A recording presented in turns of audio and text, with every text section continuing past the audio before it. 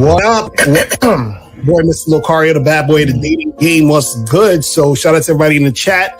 Shout out to everybody on the panel. Make sure you guys go to badboymembership.com. And yeah, that's what it is. And Real Game No Theory. Make sure you guys go there and check out everything. All right. So that's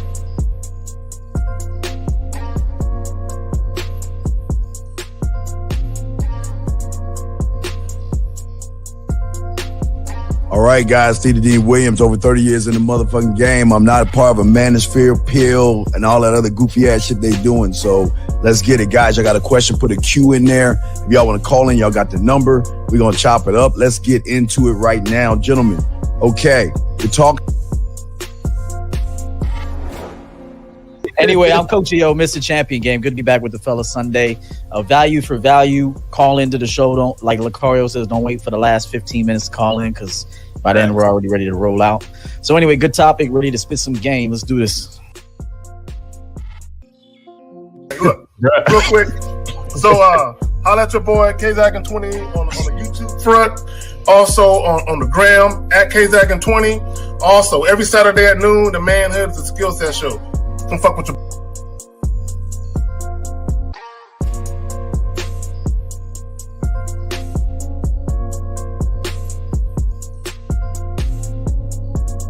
But my name is Mr. 1950.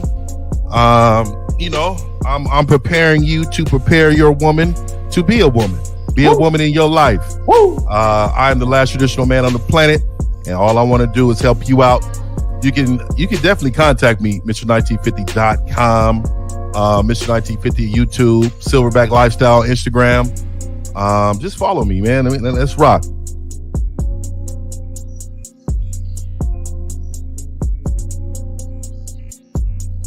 Yo, what's going on? It's your boy Miles Cunningham. Shout out to the Bad Boy membership. Shout out to the Game Kings documentary.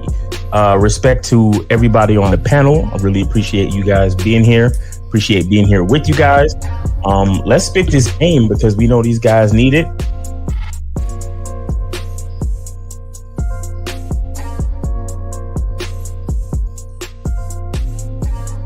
you deal with ain't gonna be a one night stand, or they ain't gonna be like on the first night, and that's understanding the game too. Because if you out here doing your thing, you know it ain't gonna always happen that way. But a lot of times, and this is where we talk about, you guys gotta use your resources to learn more game and understand this.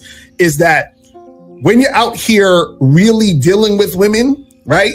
You're going to experience certain things that's going to give you a whole new mindset of what it actually means to deal with women.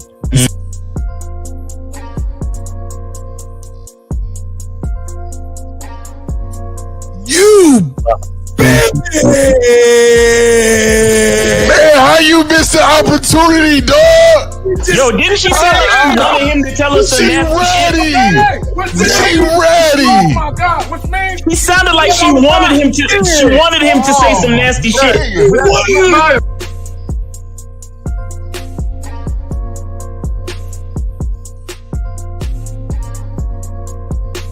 He gotta call her back and tell her, look, so I've been doing this in the past for a long time. When you come over here, I need you to come over here and I need you to wear this. And you tell her what you want her to wear. Yep. And let her know when you get here, and ain't gonna be no talking. We're not talking. All we doing is enjoying each other. Mm-hmm.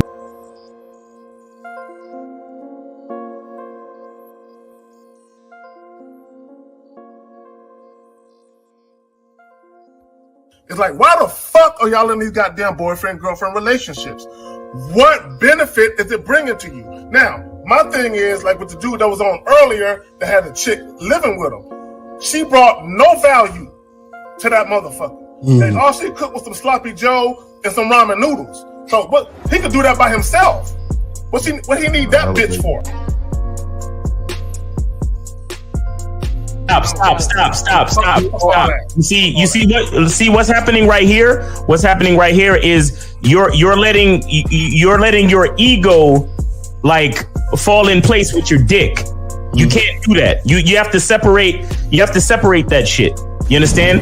Enjoy your time with these women and then leave it exactly where it is. Because Since Since the fall of the PUA community back in 2007, most PUAs ran underground because they had nothing to offer.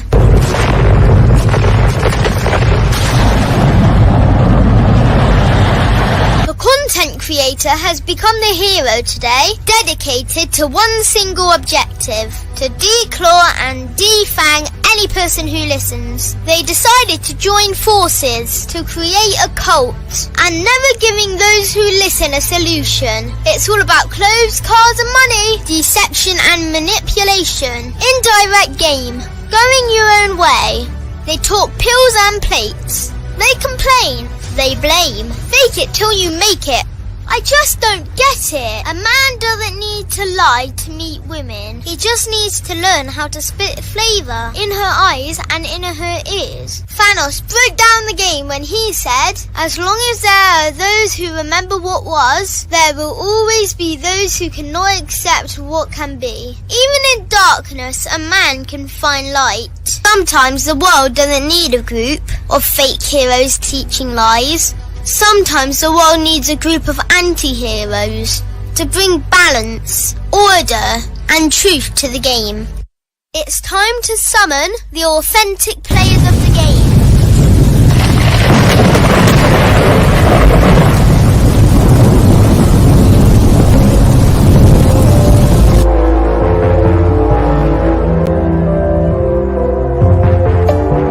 Only one group dares to challenge this threat. Gathered together from the cosmic regions of the streets, these anti-villains are hated because they put all the accountability on the man. They know the game will never be about women. They fight for every young man who is trying to learn their family name. Dedicated to truth, keeping it real and manhood. Get your notebooks out, ask questions, and call in. Don't just listen to the message, become the message. All right, guys, we're here. We're here in full effect. All right. What up? What up?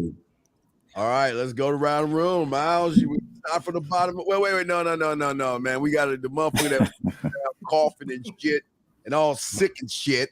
Yeah, that this nigga Superman. This motherfucker recovered record time. Nah, man, it's weird how that nigga's Locario and Miles all got mono at different times. I know, right? Nah, man. Shout out to everybody, man. Yo, man, I appreciate everybody watching, man. Everybody that sent me DMs and was like, "Yo, get well, man." I appreciate all y'all. Real talk, you know what I'm saying? I appreciate you guys in the chat. Appreciate you guys on the panel, man. You know what I mean? It's good to be alive. You know what I'm saying? So let's go. Let's make it happen. I hope no man sent you nothing. Say, hey, bro, you need something? You need something? And we bring. Nah. Oh, Miles, you muted. Good to have you back, Locario. I woke up with some bullshit in my throat. I don't know. Pause. Oh, pause. This Omicron shit, it might be serious. I don't know. But anyway, I'm still here. So thankfully, you know what I'm saying? But shout out to everybody, man. Glad to be here. Shout out to the panel. Shout out to the chat. Let's get it going, man. This is Sunday. This is Sunday service. Let's get it going. All right. Repping that 49ers. Let's go. All day, man. Hey, it's Mr. 1950, man. Hey, Locario, man, I'm glad you better, man. You know what I mean? I'm sure you was well taken care of. See, men is not well taken care of or worried about getting sick. Y'all remember that, man. Hey, shout out, man. Let's get it going, man. Hey, first of all, shout out to Locario. He's looking slim too, so that flu get cut back a little bit. Exactly. I need to get that shit so I can cut a few pounds. But anyway, I'm Coach Yo, man. I just recently extended my champion game brand to kind of a new realm, so I'm going into the coping business. So now kind of introducing myself as the cope coach. And so this is an area I'm going to be focusing in for 2022. So be on the lookout. And good topic today. All right, guys. See the Dean wins, man. Mine said, "Hey, I took my third shot, motherfucker." So I took the third. He's the sheep. He's the sheep. Hey, I'm healthy, motherfucker. let me just say this. And EO, when I came up with the title, this nigga here. when I came up with the title through the word coping, I'm like, EO might appreciate this one. Yeah. Oh yeah, man. Appreciate it. Yes, sir. Yeah, yes, no sir. problem. But man, let's get it, man. I'm looking forward to it. Also, it's a really good day because the 49ers are gonna whip up on them Cowgirls today. Whoop on that ass. So it's a double blessed day for us, man. Let's get it. Yeah. Y'all motherfuckers don't recognize. All right. Well, anyway, damn, my gum and shit. All right. So, Zag, your title. Go ahead. What is this shit about, man? Man, chewing gum at 9 a.m. Nigga. Worry about what the fuck I'm chewing. At least I ain't chewing the COVID. Let's you know what bothers me, man, is about 3 years ago or so, before I even started doing YouTube videos, I was watching a YouTube video and I first heard this term, pair bond. And I'm like, what the fuck is that? So I Googled it, right? And I'm like, and how the guy used it in the video, I'm like, that's not what the fuck it means. He was making up his own shit. And ever since then, that his own little definition has been the popular definition. And what I want guys to understand is when it comes to the game, there are simplicities, subtleties, and complexities. A lot of you motherfuckers, y'all are taking shit that's simple when it comes to dealing with women, and y'all making the shit way too complicated. Facts. I'm saying you're overthinking shit. My thing is this. This is what I want guys to understand. If you're dealing with a woman and the shit ain't working exactly how you need it to work for you, all that means is that you're not compatible with the bitch. Nothing more than that. It has nothing to do. Stop. Don't focus on whether or not she had a daddy in her life. Now we do understand that some women have daddy issues. We get all that. Okay, there are shit that goes on, but at the end of the day, the same woman that will give you trouble won't give the next guy trouble.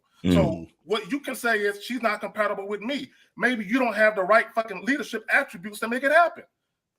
It's as simple as that. Move on to the next shit. Stop making excuses talking about, well, because of the promiscuity of women, that's how come shit ain't working. There are porn actresses that are married and have families. Stop using that excuse. Y'all got it, man. Right. I'll just say this is that, for those who don't know, for the whole concept of the pair bonding thing, it's supposed to mean that, a man and a woman being able to bond and be together in a relationship and all that other stuff. And so what guys on the internet are saying, they're saying, well, if a woman has too many sex partners, and whatever too many is depends on the person speaking, right?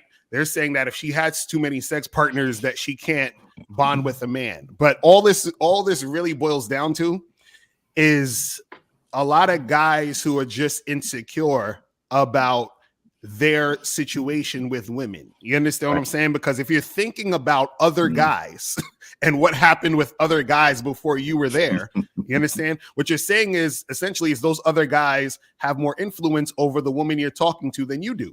You see what I'm saying? That's really all it's saying.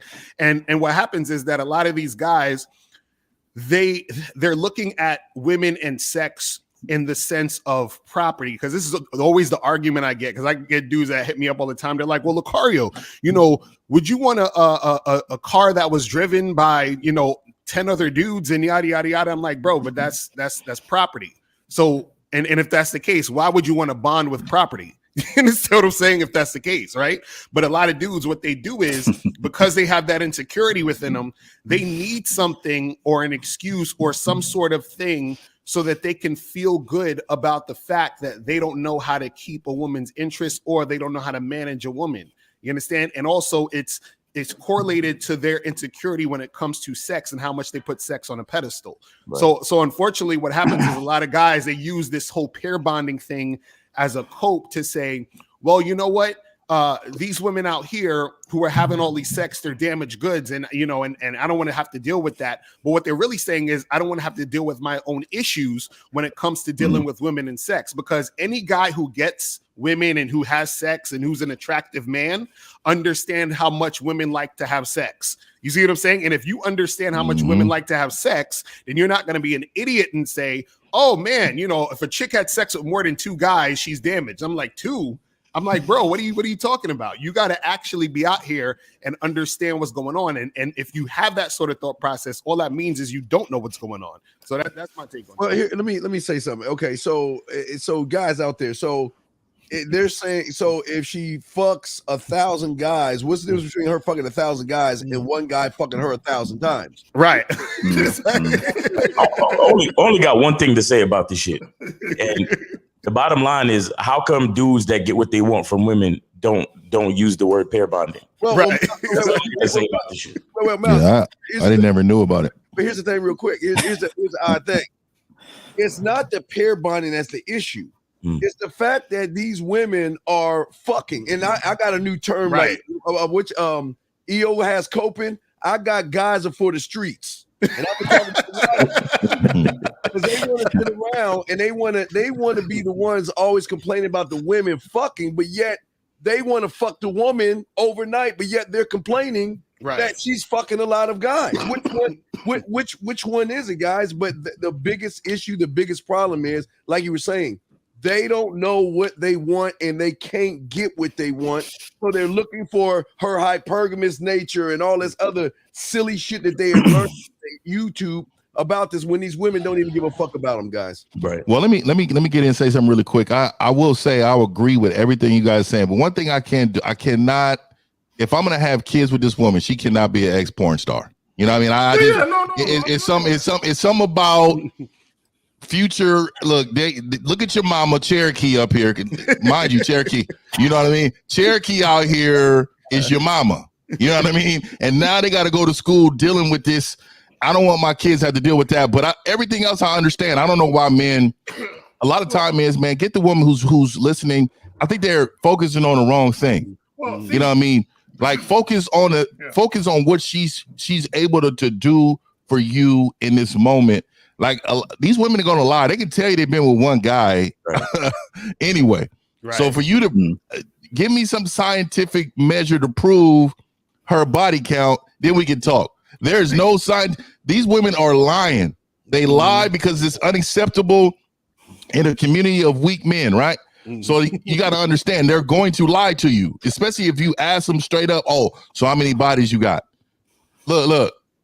How many times you been out with that one man? You know what I mean? Like, hey man, y'all men got to understand, man. Understand your value is being decreased when you're making it appear as these other men had advantages that you don't.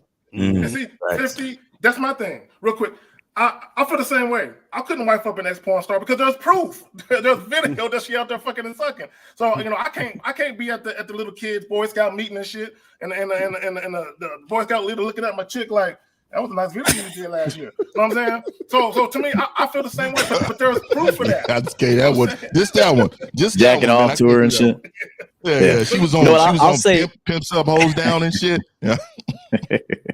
Hey, I'll say this. Remember, reputation does matter because whoever you decide to make your woman, she's a reflection of you. So you do have to make, you have to see how, hey, the past matters a little bit, not to judge her, but to utilize her past. So she has an extensive sexual past. Let's say she had sex with 50 dudes and let's say 30 of those men actually had some game and taught her something. Well, then she can come aboard because she has value that I can extract from her. Okay. And I can give her value in return. But if she just lay down for 50 knuckleheads, and none of these dudes got homes, jobs, nothing going for themselves, then that's 50 bodies that didn't benefit you. Okay, so this is kind of like the business way of looking at it. Okay, so we want experience, but we want quality experience. We don't want you just going out there and losing all your jobs. So if you had 50 jobs, lost all of them, or if you had 10 jobs and you succeeded at them and prospered the company, thus yourself, then that's a different story. Let me just say this real quick. In order to have a woman bond with you, you have to have something for her to bond with. Right. Okay, so check this out. Like iPhone, we'll talk about Apple phones, we'll talk about Samsung and all that too, Galaxy phones. They're very proud of their product and they market their product well because they know that this product is going to benefit the consumer. So instead of like argue, now they realize that they're kind of going toe to toe to some degree too. And if you're a Samsung user, generally you have a problem with iPhone, sometimes they have a problem with Samsung too. And that's just natural bias because you're bonded with the phone. Okay, just know you've bonded with that phone. So just keep this in mind. If men are arguing the point of pair bonding, then I would challenge you to say, then you must not have a product that anyone wants to bond with. Facts. That's what it boils down to. That's what it boils down to. And a lot of these guys, they really want to give their heart to a woman, but they're afraid to fall in love because they're gonna get their heart broke. Motherfucker said, "Get a heart." No, but that's what it is. Think about it. Fuck, I ain't giving my heart. What are these guys arguing about? They're saying if she's had one too many lovers, she might not be able to bond with me, which means she won't be happy with me. Okay, so these dudes is worried about something in the future happening because of something in the past happened. That reeks of insecurity, man. But see, the thing is that it's not about women. It's not women can't pair bond, men can't pair bond. You know what I'm saying? Because the woman is like, yo, I'm trying to make something happen with you. And the guy's like, but how many bodies you got? And she's like, well, I slept with 10 men. 10 men? Oh no, we can't be together. So who can't bond? Is it the man or is it the woman? You see what I'm saying? Right. So, if that's the case, what I don't understand, if that's the case, then why is it when you got, not you guys on the panel, but why is it when those guys who say that, when they see a woman at the gym, don't know her count at all, why are they always taking after and running behind her? Right. Why are they always doing all the stuff that they're doing for the woman when they, especially steak dinners, right? Steak dinners, all that stuff. Yeah, everybody. But here's the thing. But here's the bigger thing. If they're doing all that much fucking, then why are y'all so scared to talk to them? Why are y'all so scared to put your bid in? Why are y'all so scared to tell them what you want versus bullshit with them, take them out to dinners and all that other shit? If they doing all that fucking and they all that slut, and they all that shit you saying, why are you so fucking scared of these women? Right. Yo, we got a call. You ready? Yeah, let's go. All right. 630-630. You're on live with the Real Game No Theory panel. What's up? How you guys doing? Welcome. So, question. We were talking about Androids and iPhones. I happen to have two phones myself. I have an Android and iPhone. I invest, and when people ask me what I do for work, I do have a full-time salary job as a... What's your question, bro? What's your question? But, well, I don't know. I don't feel comfortable telling people that I invest because I've had 3,000% increased gains. So, okay, listen. But what is your question? You need some help. How do I put myself out in a situation like I go to the gym and I talk to people at the gym better than when I go out and I talk. Listen to you. Okay, sir. Yeah, he's running over all his periods too when he talks. Yeah, it's supposed to be a pause somewhere. Yeah. You're for the streets, brother. Ask him. Stop it. You need some help. Or get away. Stop it. Get some help. Shout out to Michael Jordan. Yeah, facts. I love that shit. Stop it. Some help. You for the streets because women. What is your question though, caller? Like, what's your specific question for us? So we were talking about iPhones and Androids, and that's the first question that I get asked in public when I'm out trying to enjoy myself is why do I have two phones?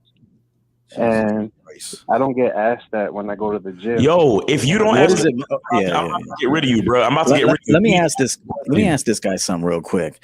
So what is the problem with answering that question? Like, I have three phones. So if someone were to ask me, why do you have three phones? For one, two of them are business, one is personal. Like, answers, the question is answered. like if someone were to ask me that question, I have nothing to hide. So do you have something to hide? No, it's funny. He got two phones. In for that? No, he got two phones and his call dropped. So I don't know. He need a third one. He needed the third one. You know what I'm saying? Guys, you know, if you're calling us up and you trying to figure something out, like, tell us a question and then we will. If we need more information, we'll get it from you. But right now, let's shout out to and respect to Sierra Turner with the $9.99 super chat. He says, "Making my presence known. Definitely a pleasure hearing you, gentlemen." All right, thank you. That was a pretty bad question I had posted, Steve. I don't know what happened to it, man. Oh yeah, I'll pull up the question. Hold on a second. If we don't, we grab the question.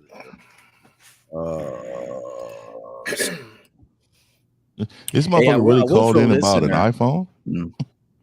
Go ahead. Yeah, I think I will say this. I see kind of a problem on both sides between men and women with this whole bonding thing. I think both sexes, not entirely, but there's a large percentage, are avoiding bonding. And it's because they don't know how to manage the situation. So men don't know how to manage himself, thus a woman almost feels like, hey, I'd rather just be alone and work and get the bag by myself, or at least attempt to, than be with a dude that's whack.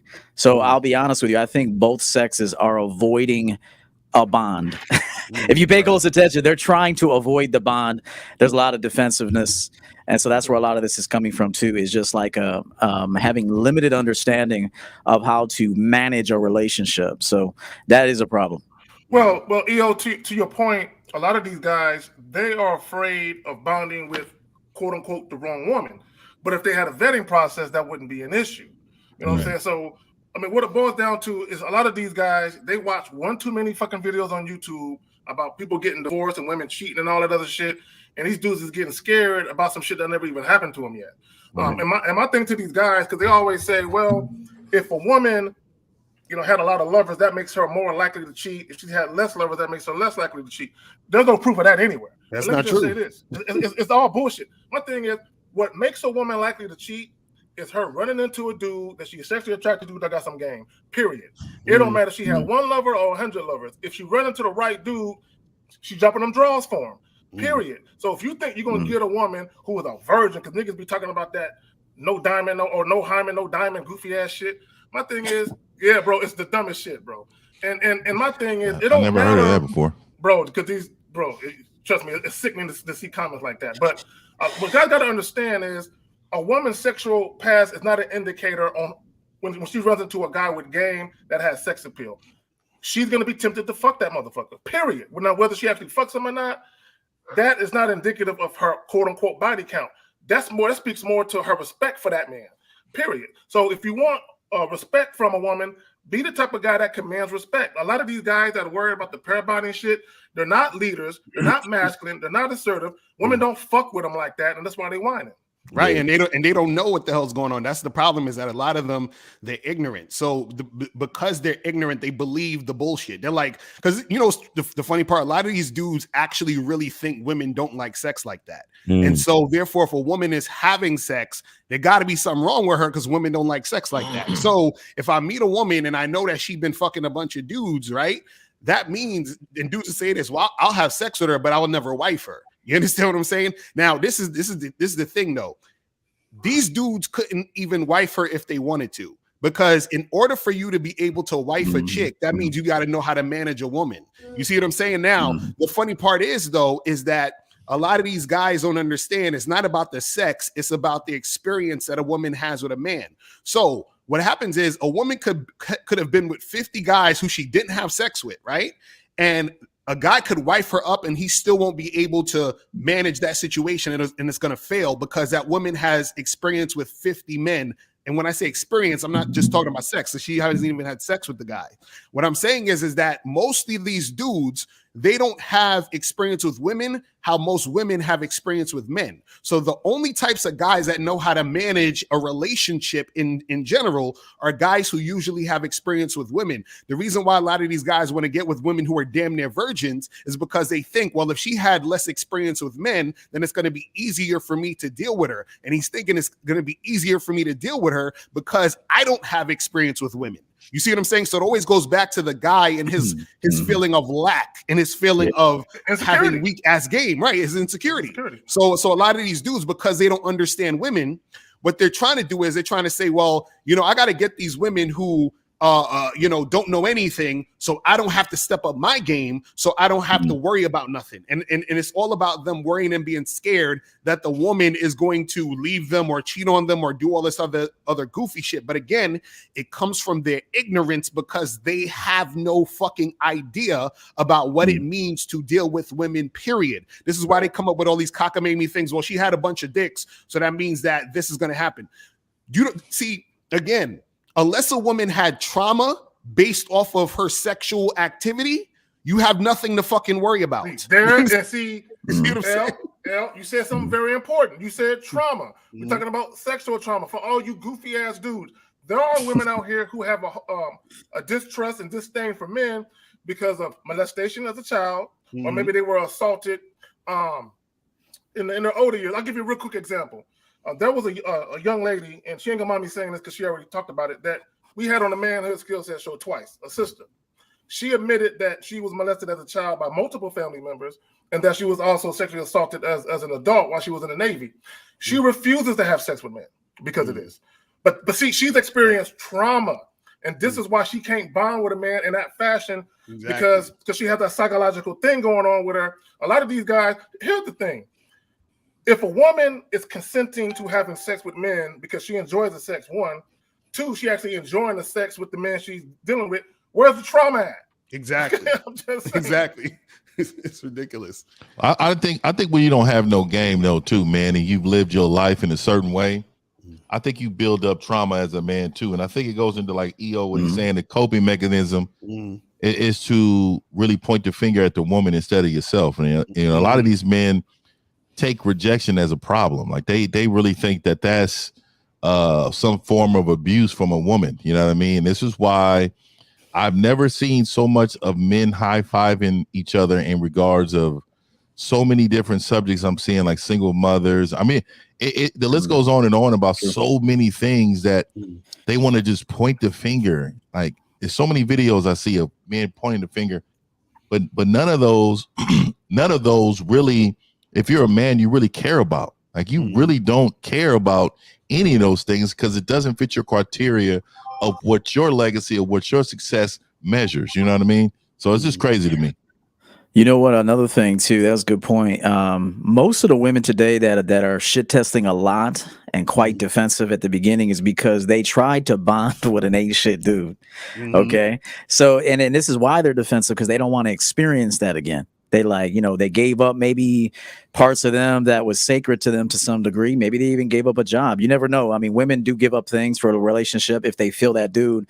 So, and if he's not doing, it's like two things. Okay. You got like super glue and you got a dry surface. And two of those things have to be, you can't put that super glue on a wet surface unless you can. And I don't know about it, but you know what I mean? It's like both things have to be at their best for the two to bond. Okay, you can't have old ass super glue trying to bond with a wet surface. That ain't gonna work. So it's like both individuals have to be at their best, at their willing to give their peak performance to one another, and then that's when an actual bond occurs. So the problem is that people are going into these situations with no game, no skills, no managing ability. How do you expect someone to want to bond with you? It's in their best interest to not bond with you. Exactly. Yeah, because if you're a guy that you're worried about body count, you're worried about all of these things that only show your insecurity.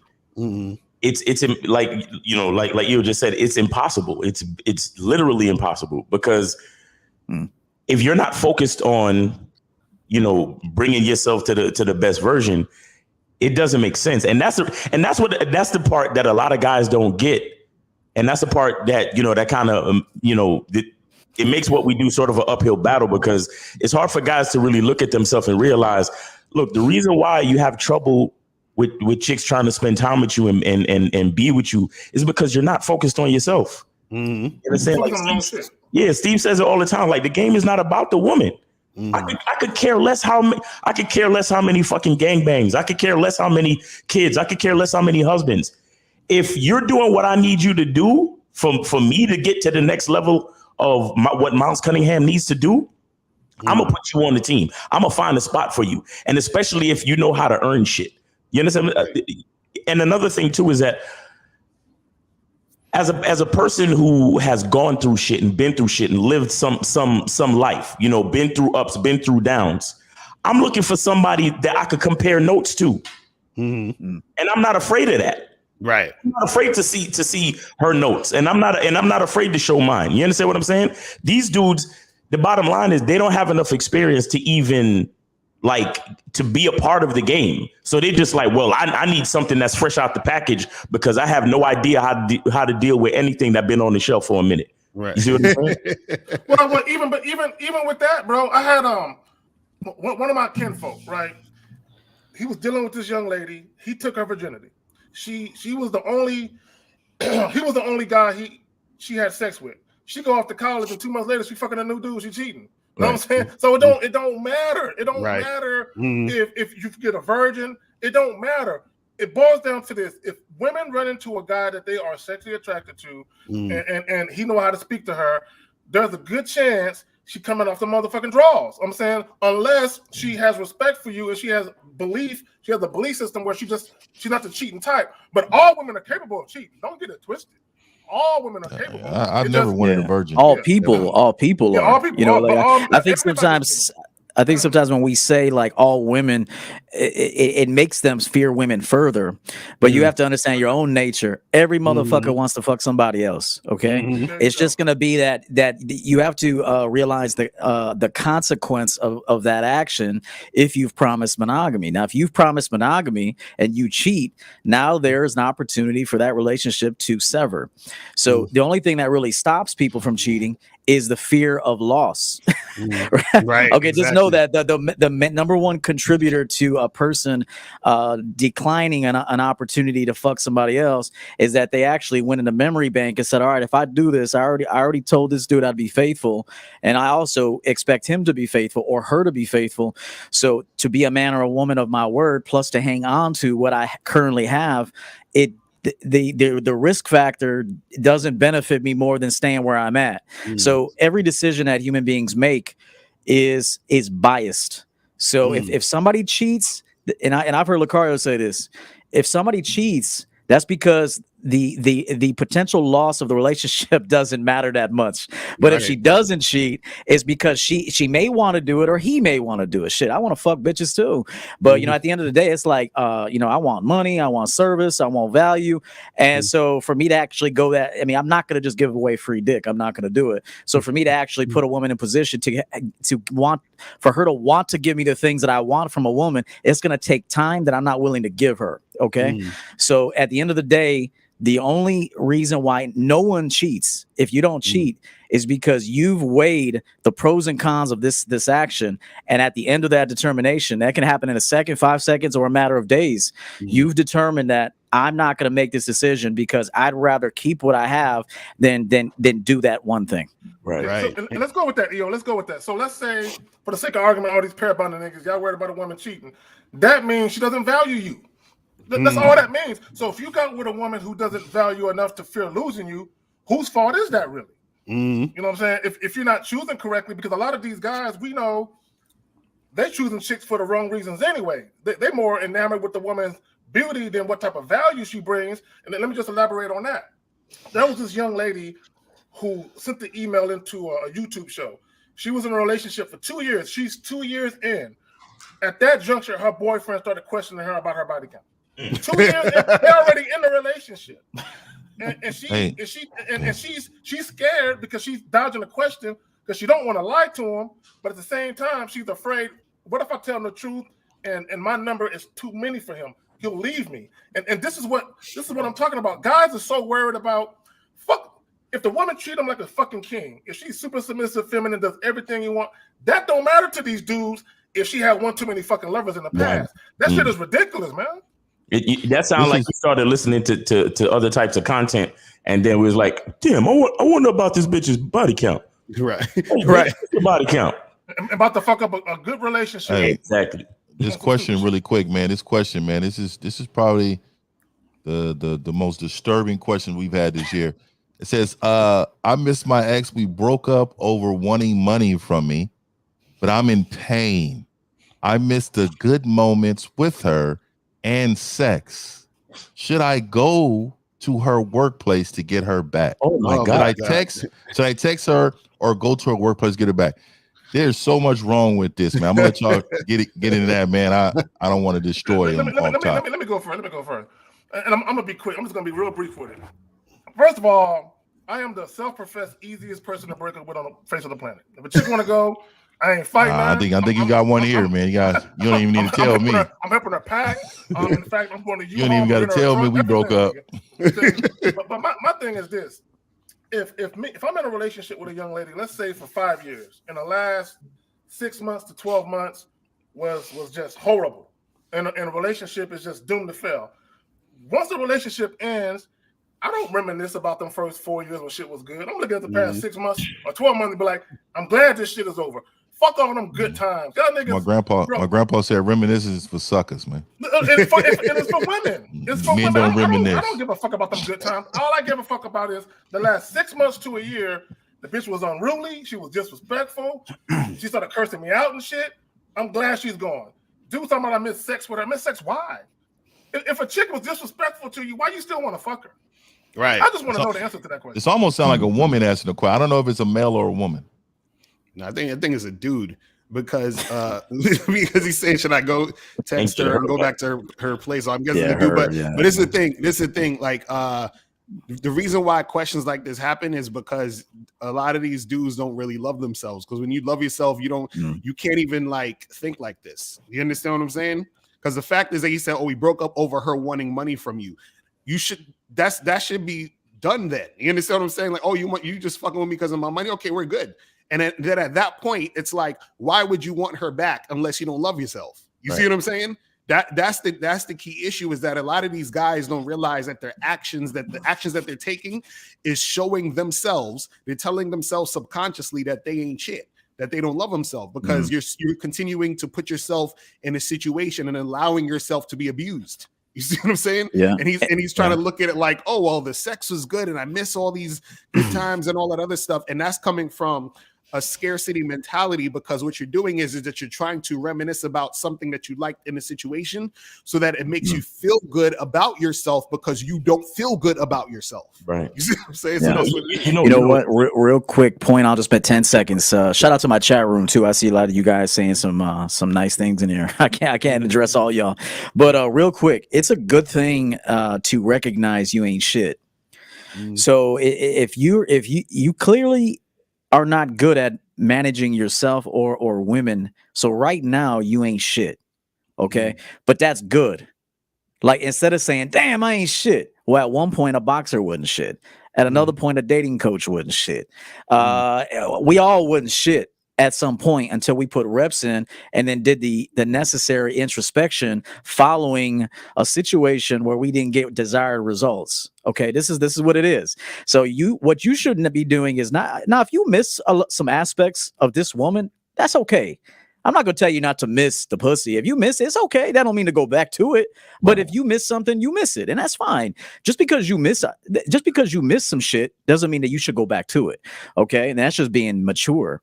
But anytime you have a relationship that has been severed, the number one thing you need to do is not run back to the woman or even run back to the man, but is to ask the necessary questions of how you mismanage yourself and then mismanage the relationship. So it's okay to not be shit. Because at one point or another, everyone on the planet wasn't shit at what they're doing until they got good at it. Right. But here's the thing. But the thing is, I just want to say something real quick. I just want to say, so I'm the type. I go out on dates. I, every once in a while I get to I smash or whatever, and I just want to say that with all the women that I meet up with, hang out with, smash, spend time with, whatever it is, I always have a good time. And you have to understand that the common denominator, I know because of the certain game that's in my brain, I know that the common denominator is me. Yes, sir. You know what I'm saying? In this situation, in this question, you can see clearly that he is attaching good times and good sex to the female. Right. Meanwhile, right. I'm knocking out multiples, and I'm having a beautiful time and having beautiful sex with multiples. I don't know if you could call it an abundance mindset, whatever you want to call it. But what I'm saying is I know that the quality comes from here. So I can have a good time and have good sex with any woman that I'm hanging out with. But you got to sleep. No, it's all good. No, this is and when you guys ask these questions, y'all really don't want to know. Y'all just asking just to be seen and not really trying to solve it. Y'all not really trying to solve this shit. And AS, I told your ass last night, or when you was on the show, get your fucking ass some coaching and some therapy. I told your fucking ass that shit, motherfucker. You still ain't listening. And it goes not just for him, goes for a lot of y'all motherfuckers asking these bitch ass questions. And you know that the final answer is get your lazy fucking weak ass and get some goddamn coaching. We cannot make you into a fucking surgeon or a doctor in one answer to a question that has a million parts. So you're asking a question, you don't want the answer. You want to do a woman thing and you just want to be heard like a fucking woman versus be a goddamn man and get punched in your fucking chest, man. Right. Well, the fact, what bothers me, now that I really pay attention to the question, is the last part. Should I text her or go back to her job? None of us are going to tell you to do that. So you're really asking a question that we're looking at like, huh? Like, what is he talking about? You go to her job, you going to jail. Facts. You are shit, bona fide stalker. Jesus. Yeah, he needs some help, man. Hey, listen, let me just say one. Yeah, go ahead, Miles. Go ahead, brother. Go ahead. Berniel for the $5 super chat. He says Steve and panelist AS was on Steve's show on Wednesday. He needs therapy and coaching. Facts. Yeah, I wanted to say this real quick. Men need to stop lying to themselves too in that coping shit, which is to focus on all the bad shit in a relationship, and that's coping like a motherfucker. And you're gonna take that energy into a new situation. Look, I'm gonna talk about cars for a minute, but I kind of feel the same way about people. Every time I traded in a car for a new car, there was stuff about the old car that I liked. Okay, but there was something about the new car that I wanted more, that I wanted to experience this time versus the other car. But it's always an exchange. So you could like some shit about a car, but still say, hey, I'll always treasure the experiences I had in that car, the drives, the road trips, whatever, how it served me, how I enjoyed it. But I want to try this new drop top convertible or whatever the fuck. So it's okay to miss aspects of people, because otherwise, why'd you deal with them? Why did you deal with them if you didn't like anything about them? But so the mature thing to do is to say, yeah, we had a nice run. The first 8 months was dope, man. But it did transition. There were elements about me and about her that kind of changed a bit, and the dynamic changed. And instead of going down that same road where it's inevitable, the possibility of departure is going to happen as sooner or later, why don't we end it on good terms, or at least just end it on good terms? So this is what like strong masculine men do. We don't sit there and punch our pillow when a breakup occurs. We know why it occurred, and as a matter of fact, we ended it. The problem is that you're letting women end it with you, and then as a result of that, you feel very defeated. So I'd like to see more men actually begin to be the one to introduce the breakup, but do it in a loving way, and actually in a not a compassionate way, but in a respectful manner. Then the problem with breakups is that you didn't end it in a way you're proud of, and you have a problem with that. But if you end relationships with respect, it's so much easier to walk away from that person. Right. That's facts. Yeah. Also, end it on your terms. Like you said, don't wait until the wheels fall off. As soon as the shit starts shaking, it's time to go ahead and end this shit right now. Don't wait till the last minute to where you hate each other and shit. Yeah. Right. You don't want to do that either. And so, guys, call in 516-387-1224, 516-387-1224. Don't wait at the last minute, because I know how y'all do, trying to keep us on here all day. And if you got a question, put a Q in the chat, and then we'll get to that shit. You know what I'm saying? We got any calls, Miles? Are we good on the calls right now? Yeah, we're good. We're good. You go to takes a real man to call in, boy. Let's get some questions. We got some questions. Because what's so funny is I know a lot of you people listening right now, y'all ride for that Paramount and shit. Once I go ahead and call up and talk about it. Exactly, facts. So Coakley said, should I take a break from dating to build up my game? I want to make sure my game is sound when new women come through. That's how you build up your game. Exactly. You deal with women, bro. What are you talking about? Actually, we got a call now. Y'all ready? All right, yeah, let's go. Yeah. All right, 111-111. You are on live with the Real Game No Theory panel. What's up? Oh Lord, here we go. Hello. Yeah, what's up, Nez? How's it going, man? No, I'm good. How are you? I'm good, man. What's your question? Yeah, what's up, everybody? Yeah. No, my question is, how come you guys always say that the dick is a gift when women can get dick in abundance on demand anytime they want? Like So can men. Men can get. Women can get. It's hard to come by, but the man instead. So if it's the man that's hard to come by, how can the dick be a gift in the first place? Oh my Nez, let me ask you a question. Whenever you're in the room naked about to have sex, who do you feel like is the most valuable person in the room at that moment?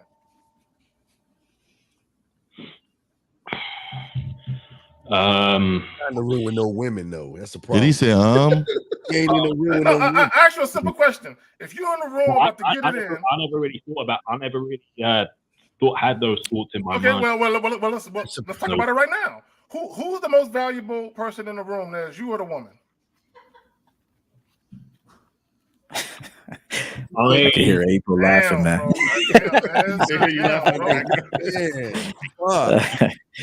Nez.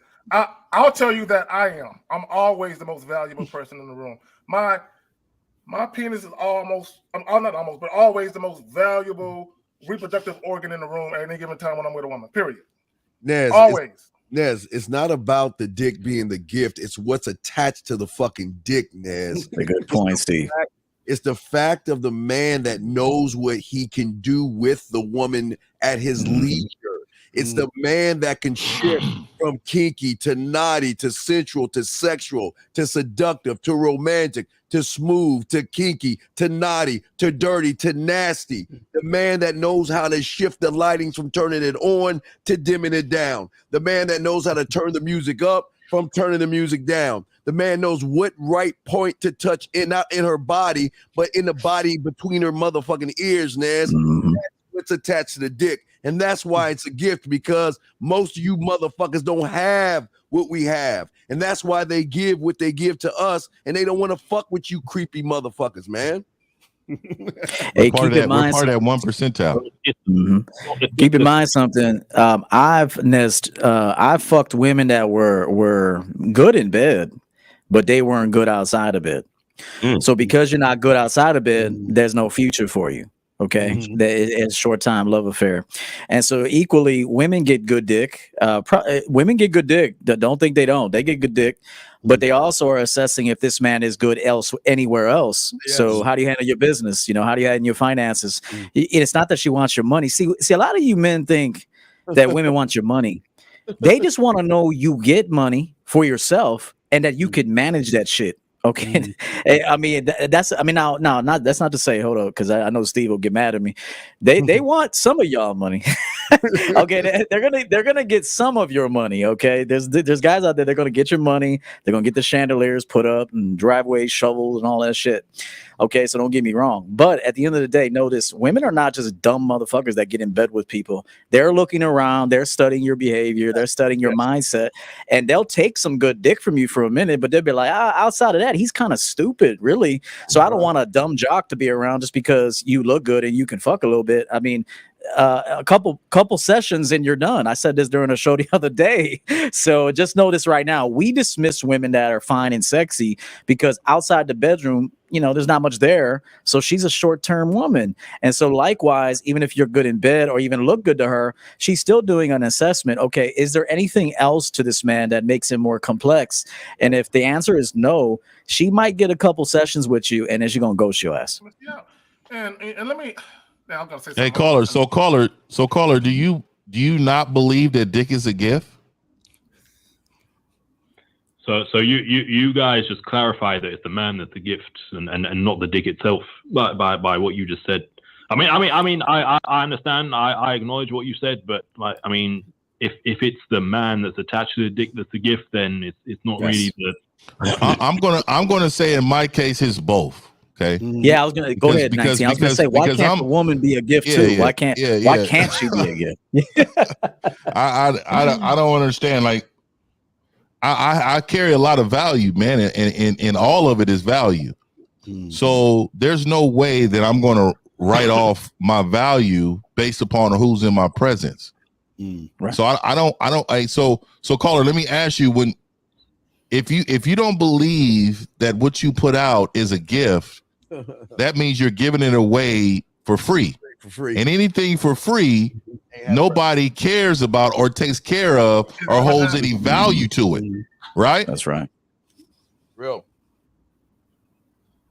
Okay. Yeah. By the way, Locario, sorry to hear you got COVID, man. Oh, now I'm good. I'm good now. I'm doing good. Appreciate it, bro. All right, appreciate you, man. Thanks for calling in and supporting the show, man. We're gonna get to the next one. Oh, let me say this right quick. Let me just say this for all you guys who are listening. Even when women are promiscuous, they're still selective. They're not fucking everyone that they possibly could. That's true. Still being selective. Understand? 407. If a woman fucks 100 dudes, just know that she had thousands of opportunities. Exactly. Facts. Yeah. 407, you're on live with the Real Game No Theory panel. What's up? Good afternoon, panel. I have two questions, but my first question leads into the next one. My first question is, what exactly is sex appeal? Bro, your phone. Something's wrong with your phone. It sounds like you're distant or something, bro. He said what is sex appeal? Yeah, what exactly is sex appeal? Really? Y'all really asking that question, bro? Y'all really asking that He said that. I couldn't barely hear him, man. Yeah, Must be that if, BlackBerry. Well, the thing is, if you go to Bad Boy membership, I got a whole program on how to increase your sex appeal. But basically, sex appeal is how appealing you are sexually. You understand? And it's a combination of your look, your appearance, and your behavior. Yeah. You understand? It's basically just your vibe. You feel what I mean? And then based off that vibe, a woman is either going to be sexually attracted to you or not. That's what it is. And another way to know too is if blood rushes to your organ down there for a man or a woman. Okay, not an organ, you know what I mean? Your piece. So if a woman starts throbbing and gets, lubricated when she's around you, she's sexually attracted to you. If you get a hard on, men are a little different, but you know what I mean? Like if you know when you're sexually attracted to someone and you know when you're not. And you know when a woman is sexually attracted to you, and you know when she's not. Right. It's a feeling. So caller, what's your next question that leads into? Well, how exactly do you develop it? Okay, Locario just told you. Badboymembership.com. And you check out the program, how to increase your sex appeal. You know what I'm saying? And get how to have sex with 4 women a day while you're at it. Exactly right. Facts. Caller, how old are you, buddy? How old are you, man? How old are you? 18. You're who? 18. 18. Okay. Hey, 18. You should be smashing about 10 chicks a day. Caller, bro. They have no standard. I mean, they don't even know what they want. They just want to fuck. Caller, let me ask you a question. And there's nothing to be ashamed That's of. true. As they get older, they get more selective. That's a good point. Yeah, As people get older, when they're young, they just want to fuck. They get a little more selective. So when you're young, your brain doesn't even fully develop until you're like in your mid-20s. Because the females, they're more concerned about fucking the most popular, finest guy they can get their hands on. But you're right. As they get older, the guy's behavior becomes more important. And like you said earlier, is there more to you? Are you a well-rounded man? Or you a one-trick pony? That type of shit. Carl, let me ask you a question. Are you a virgin? Yeah. Okay, and there's nothing wrong with that. I just had a feeling you were because you asked that. There's nothing wrong with everybody. Nobody comes out the womb with sexual experience. You know what I'm saying? So we all were there. So let me ask you a question. Let me ask you: are you dealing with a young lady right now? No. Okay. Are you religious? Is that why you're a virgin? No. I do it by choice. I'm not. So you don't follow no religious background at all. He's lying. Here's why I know he's lying, because he wouldn't have called in asking about sex appeal if he didn't want to fuck. Yeah, he definitely wants to fuck. I'm not saying I don't. So you said it's a choice, and it's not a choice. It's a happenstance. It's a natural consequence of not having game. That's what it is. No, caller. Because all men can fuck. I seen 600-pound woman, and they all got husbands. They all got men. Yeah. Caller, listen. The bottom line is, what do you want? Because you called us up asking about sex appeal, and then you said you're not fucking by choice. But forget all that. What do you want? Shout out LeBron. Thank you. Thank you, sir. You know, I think what I want, whether it's right or wrong, is companionship. Oh my God, no. Okay, well, hold on. Let me say, caller, you're not wrong, but the issue I have is you said I think what I want. That's the problem. See, when you don't know what you want, that means you're not secure in who you are as a man. Because if you knew yourself and you had a sense of self-worth and self-value, you would know exactly who you are, what you're about, and exactly what you want. And if someone asks you why you want it, you will be able to tell it. Caller, you called in asking about sexual appeal. What does sexual in your mind? What does sexual appeal have to do with companionship?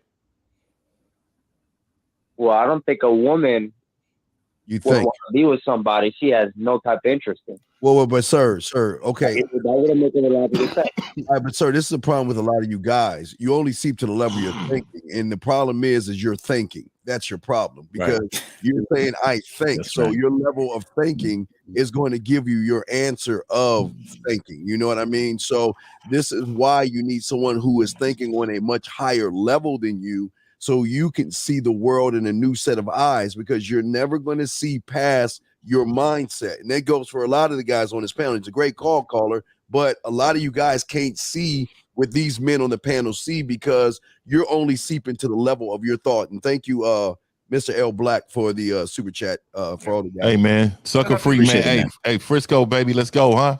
That's good, man. Good to see. Let me ask the caller. Hold on, caller. How many women have you approached since the new year? Over 20. Over 20 in a day since January 1st. You've approached over 20 women. Yeah. And what happened? Didn't go nowhere. Okay, so you didn't like exchange any numbers. You didn't talk to no girls. You ain't go on no dates. Nothing. Oh no, we did.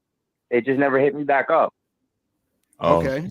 So you need to just learn some games so you can actually make something happen, right? Well, real quick, caller. When you approach women, matter of fact, can you do this for us? The last woman you approached, can you walk us through exactly what you said to her when you introduced yourself? Well, because I come from Dean, you know. Okay, no. Just walk us through exactly what happened with the last chick you approached. Just tell us what happened. So I was at the gym, and I said, "Excuse me, I see that you're working out, and I don't want to take too much of your time. Your name is." She tells me her name, and I say, "It's a beautiful name." But like I was saying, the reason I came up to you is because whatever it was, well, in this case, her hair caught my curiosity, and I said to myself, that's the type of woman I would love to get to know in a more intimate way, and I would love to take you out sometime. Take my number. Okay. Did she took your number and did she call you? No. Okay. Did any of the 20 girls call you? No. You just say you went on a date. Didn't you say you went out with somebody? I never said date. Okay, so you said nobody. So nobody called. So now we know that you can approach a girl. You can talk to girls. So why don't you just do that more? No, I'm not disagreeing. Caller, I have a question real quick. Caller, is that the same tone that you said to that bitch in the gym? Is that the same exact tone? I'm feeling that too, Miles. Yeah, I was about to say too. That was the tone. You see, bro, look, here's the thing. You lack personality and passion because you don't exactly know what you want. You're still a little bit confused. You need a little bit of direction. And you're coming at these women with this type of tone, like, I'm just saying what I'm supposed to say to try to get you to call me so we can robotic. Yeah, very robotic. Yes. Get some companionship from you. Do you want to call me? And she's looking at you like, fuck no. You understand? But see, me, when I walk up to a girl, I'm smiling because I'm like, this bitch is beautiful. I'm rolling up to it like, listen. So I came over here because I wanted to give you the opportunity to get to know somebody like me. My name is Miles Cunningham, and I'm wondering if there's anybody in your life that would have a problem with me taking you out Friday night. Panties dropped. Do you hear the difference in my voice? Do you hear the smoothness, the confidence, the fact that I'm actually excited about giving her the opportunity? Why? Because I know that she will have a good time with me. That's just what I know. You understand? You, on the other hand, you're like, hey, how's it going? You know, reading a piece of paper and shit. You know what I'm saying? Excuse me. Reading off his hand. If you pay attention to what Miles said, he sounds upbeat, confident. He sounds like he might be a fun dude to kick it with.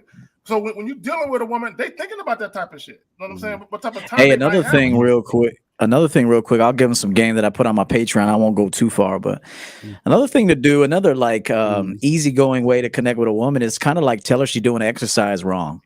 Just be like, hey, you know you're doing that wrong, right? And she's like, what? And say, yeah, let me show you how to do that. Okay, grab them weights. All right, now this is what you want to do. You know, your range of motion is a little bit off. So you go behind her and show her how to do that shit. And then, you know, depending on how well you're received, you also have to be socially calibrated. I mean, if she's not really feeling it, I wouldn't proceed right then and there. Some situations you got to milk over a week or a couple weeks. You know, sometimes it's just like letting her know she's doing exercise wrong, showing her how to do it right, seeing how well she responds, and then say, "Listen, my name's Everett. What's your name? Stacy. Nice to meet you. I'll tell you what. I'll see you around." and that's it. And then the next time you're like, "Yo, Stacy, what's good? Did you improve since I showed you that last thing?" And then she's like, yeah. So now you're reconnecting. And now there's a little bit of rapport built and some trust. And so now that might be the better opportunity. But y'all walking up with poems and shit. Let me say this, caller. This is what I recommend you do. I would recommend you come up with a different opening that's more to your personality. Record yourself on your phone and listen to it, and ask yourself, if I was a woman, would I be interested in me? Right. And listen to your voice on the recording. And right before that, ask yourself, what do you want? Mm-hmm. You understand? Because understanding, look, there's something about focus. Understanding exactly what you want kind of shows it. Sometimes it shows your brain the path to take. Mm-hmm. You understand what I'm saying? But you right now, you don't really know what you want, because you talking about sexual attraction, and you talking about you just want companionship and you're not trying to fuck. Like, you're all over the place, bro. So you really need to, I know you're a young dude and you need a little bit more experience. So you're going to get that. But keep doing what you're doing, but try to get in touch with what you really want, because what you want is going to tell you how to talk to these girls. And that's what it is, Miles. He wants sex, but he doesn't know how to go about it. So he thinks about, well, I got to do this for the woman first to get her to feel this way. And it comes because he's inexperienced. That's what it comes Well, here's the thing, caller. It doesn't matter if you say one line or a bunch of lines. Bottom line is that because of your neediness, creepiness, desperation, the fact that you have no fucking experience with women whatsoever, it's going to come out weird no matter what. It's like they tell you, listen to your voice. And the problem is you want companionship. So you got this big neon sign saying, I'm looking for companionship, and you don't even realize what you're looking for. And this is why a lot of guys go wrong with women, because y'all don't just go out to do things and do whatever it is you want to do throughout your day. You walk out your door saying to yourself, I want sex, I want a woman, I want a relationship, or I want companionship, and that's how you're gonna come off. And again, women are not stupid. They may be naive, but they're not stupid. So she's met you before by the way your tone is and by what you want, man. So it doesn't matter if it's a book that you're saying or 2 or 3 lines, it's still gonna come off bad because of what the fuck it is you want. Right. So, caller, are you good? You have something else to say? Yeah. No, thank you. That's a lot to think about. All right, appreciate you, bro. Thanks for supporting the show, man. We got you. Go to Real Game No Theory, because if you really want some help, you need it from the ground up. It's gonna take a minute. Facts. 647, you're on live with the Real Game No Theory panel. What's up? 647. Going once, twice, out of here. All right. 973. You're on live with the Real Game No Theory panel. What's up? Hey, what's up, fellas? Much love to all you guys there. Much respect. Yep. So my question, I feel like this is hello? Yeah. Can you hear me? Yeah, go ahead. You good? Yeah. So I feel like this is kind of like a cold question, but I just wanted like the confirmation. If you're in a ambient, like a bar or a club, and you're doing your thing, you're talking to people, you're drinking, and you see a girl that you want to go and approach and talk to her, and you guys make eye contact, and she immediately looks the other way or turns around, and you feel like by her body language, you feel like she's not that interested in you. Should you approach her anyway? Choosing signals, huh? Choosing signals. I'm learning. I'm learning. Let me get it. Caller. Again, in the very beginning of the joint, I talked about there are subtleties, simplicities, and complexities. Just because a woman stares at you doesn't mean she wants to get at you. She could think you look funny, and that's why she's looking at you. Okay. Now, conversely, just because she turns away real quick, she could be a shy chick, or she could have been looking at you, and then all of a sudden she realized that you see her looking at you, and she turns away. So if you see a woman you want to get at, just go approach her, fam. Listen, those type of situations are the perfect type of situations to just roll up on and be like, I saw you looking at me. Exactly right. You know what I'm saying? Like, I saw you checking me out and addressing me with your eyes. I started to feel a little bit violated, but I said, you know what? Let me give you the chance to get to know me. Yeah, what's some shit like that? Yeah, you know what's weird? Niggas is scared of these chicks, man. Yeah, what's so weird is he's describing everything she's doing, but he's never described what he's doing while he's going over there talking to her. Yeah, he should have went over there and just told her, like, hey, I'm gonna give you the opportunity to get my number right now. I'm gonna sit here and allow you to speak to me to get my number. I seen you peeping. It's easy money. Go get it. Yeah, it's easy, bro. You got a hunter. Be a hunter, man. Like, I don't know what men is turned to nowadays. I got this thing called mannerism coming out, man. So, like, there is something people is putting y'all heads to make y'all believe that you're not supposed to talk to women. You're not supposed to go talk to women. Like, to be honest with you, man, it's almost like shooting a basketball at a court that you see people playing on. Do you ask, hey, can I get in and play? No, you just get the ball and you start shooting around with them. And if they want to start a game, we just start a game going, right? So what I'm saying to y'all, with y'all gentlemen, y'all waiting for somebody to ask you to play. Right. Y'all waiting for them, hey man, you want to go ahead and play?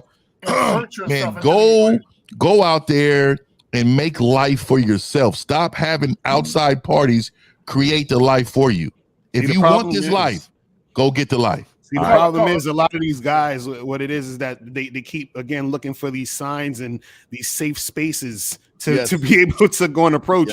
And it's like, bro, whatever's happening in a situation, you use that to your advantage. And but even before that, you say to yourself, no matter what the situation is, I'm going to do what I want to do. This is why Miles always says, what do you want? Because based off of what you want, you take action based off of that. And it doesn't matter what the woman is looking at or doing all this other stuff. If you want to go and approach her, you go and approach her and you create the situation you want to happen. Right. That's it. You see what I'm saying? Like all the other stuff don't make no difference. Hey, real quick, I want to tell these guys something real fast. As Locario said, and as we say, stop looking for special moments to talk to people. See, I made a video 2 years ago about how to get better at talking to women is to get better at talking to everyone. Right. So that goes a man, an old man, your neighbor, your boss. I mean, everybody. I mean, you get good and become valuable talking at everybody. Here's another thing. I used to get connected with women all the time during like takeout. Like I'd order takeout and then a chick would give me the food and I'd be like, oh, that's a smile I want to see later this week. Yeah. And she would just be like, oh, okay. And I'd be like, here's my information. Text me your number. I'll hit you up. That took literally 15 seconds. Right. You guys want to like sit here and talk about, I don't know what you want to talk about, but connections could be formed in 15 seconds because it's always going to come down to how you made that person feel. It's not really what you said, it's how they felt hearing you say it. Right. So if I'm picking up some shrimp and some fries, because you could tell I look like I eat. So I'm picking up some fries, some fucking some shrimp, and I'm like, yo, check this out. That's a smile that I want to see again later this week. Now I hit the ball. Now she got to hit the ball back. And if she's like, oh, is that right? I'm like, yeah, that is right. I'll tell you what, why don't you meet me out Thursday and we'll do something fun? Here's my info. If she's like, bet I'll do that. You know how many women that have said, bet I'll do that and then text me after that? It took 20 seconds. I got my food. I multitasked. And now I'm on my way to go get my grub on. So I just wanted to share that real quick. Here's the reality of it, caller, and for you men listening. Women want shit to happen with men. Right. But typically women aren't going to make the move. Now, every once in a blue moon, if they think you're sexy enough, they'll go ahead and they'll make the approach. But 9 times out of 10, gentlemen, if you're going to get shit popping with women, it's got to be you. It's got to be you to make the approach. It's got to be you to start off the conversation. Like you was saying, man, it's nothing. It's a couple of seconds. Y'all act like you got to come up with 10 minutes of shit to say to a bitch. No. And you got to have fun with it. There's been many times I rolled up to a group of women, and I said something like, I said, hey, so your friend over there, she fine. Slide her my number, tell her what it is, and let her know I'm sitting over here. Man, you know how many women be like, oh, he's it. Like, and they hooking you up with their friend in that moment. Like, stop playing with you men need to get out. Man, stop being soft. It just comes down to men being weak and soft. Right. The strongest survive for men in all categories. Right. The strongest survive. So if you're not strong, if you're soft, if you weak-minded, if you got kinks in your armor, bro, this is not for you, man. Just give up, man. Just go ahead and live in the hills or something. Yo, much respect. Y'all put me on some game. I respect that a lot. All right. And thanks for your time. All right, bro. Make sure you break us off for that game too. Yeah, do that. Caller, on the way out, think about this. Have you ever been to a zoo before, caller? You been to a zoo? I am in Brazil right now. No, have you been to a zoo? Oh, you're in Brazil, nigga. You ain't get up the moment. What's wrong with you? Oh, my nigga. If I lived in Brazil, dog, I have 30 kids. Hold on. Wait. I need this right here. Hold on. I need this. Hold on. Now, caller, you said what? Where are you located at this moment? Brazil. All right, so the girl that you saw in the club that you looked at that you was nervous to go talk to that you're asking us about, where was this girl? Wait, but I didn't say I was nervous. Listen, I don't care what you're talking about. Where was? Just tell me where the girl was. Just tell me where the girl was. Where Miles is going. Yeah, we were at a bar. Where? In what country? I need to know this. It needs to be said. Oh, yeah. Oh, in Brazil. Oh, wait. What city in Brazil? Just so I can make sure, so I can be specific for these niggas. Thank you, Miles. I know you're going. Espírito Santo. Espírito Santo, and is that a place where the chicks are just out for American dudes? Nah, this place is very local. Like there aren't. And just drop me off, nigga. So you in Brazil and you're still having trouble hollering at females? How does that work?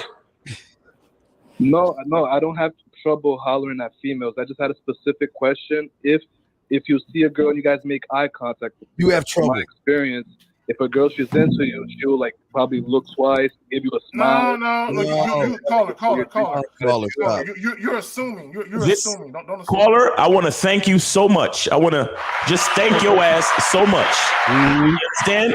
Because these, shout out to these passport niggas. Y'all do what the fuck y'all want to do. Thank you. Right. We done told y'all that the game is inside you. That if you got game in America, then you got game anywhere else in this fucking world. Right. It's Brazil, and he's still calling us up, asking us questions about bitches in Brazil. Are you crazy? I thought you was the prize out there, my nigga. Right. The game is started here, man. Yeah, I thought these women was just overly submissive. Yes, and it's they're nothing like Western women, and I would never themselves at us. And I would never even have a question about how to approach a woman in Brazil because it's just so easy. Yes. Thailand too. Oh, she makes my breakfast. My brother, I thought that shit. My brother, bitch ass nigga. I didn't ask about how to approach girls. I don't have a problem with that. I was just caller. All right, caller. Before you say, let me stop you, caller. It's not really about you, caller. So you good. No. The caller, you have a problem. Because if you didn't have a problem, why the fuck you calling about that silly ass shit about what the bitch is doing? Right. If you have game and you ain't having these problems, why are you calling about some trivial ass shit? You better asking us about SpongeBob SquarePants than ask about no silly shit like this. So why the fuck you asking us that dumb ass question? My point. You ain't got no game. What I already thought. Oh, to confirm what you already thought. Anyway. Okay, let me ask you. Did you actually? Well, I'm glad we confirmed it for you. That chick? Did you end up hollering at that chick? No. At the chick that turned around and gave me that body language, like "Don't approach me." Nah, but I did holler. No game. Oh, see. All right, yo, caller. Caller, why are you just on another note? Why are you in Brazil? Is this a vacation? What's going on? Yeah, my parents live here. Oh, your parents live there. Okay, cool. I would live there too. If I had opportunity, I didn't have no kids or nothing, I would live there too, bro. I'd be out there basking with that blue water. I thought you were one of those dudes, those passport dudes that's going overseas so they could get buns. Miles, this is hold on, Miles. This is a great point because he's in there and he's still scared as fuck. Exactly, bitch. So it don't matter. Hey, y'all think these women are just like looking at seashells all day and they dumb as fuck. If you're a bitch in the United States, you're going to be a bitch in Brazil. Facts. And if you're a bitch in Brazil, you're going to be a bitch in Brazil. Facts. Yeah, bitch assness travels. Bitch assness travels. No matter where you go, it can be down the street. It travels. I'm calling you a bitch, calling you good. That's true. It's really not about you, bro. You good. We just wanted to use your situation to show the point. But we appreciate you, man. Thanks for calling the show. We're going to get to the next one. All right. Thank you. 813. Thank you, William. Thank you. Yeah, William Keem, shout out for the $50 super chat. So 813, you're on live with the Real Game No Theory panel. What's up? Hello, can you hear me? Yeah, what's up, man?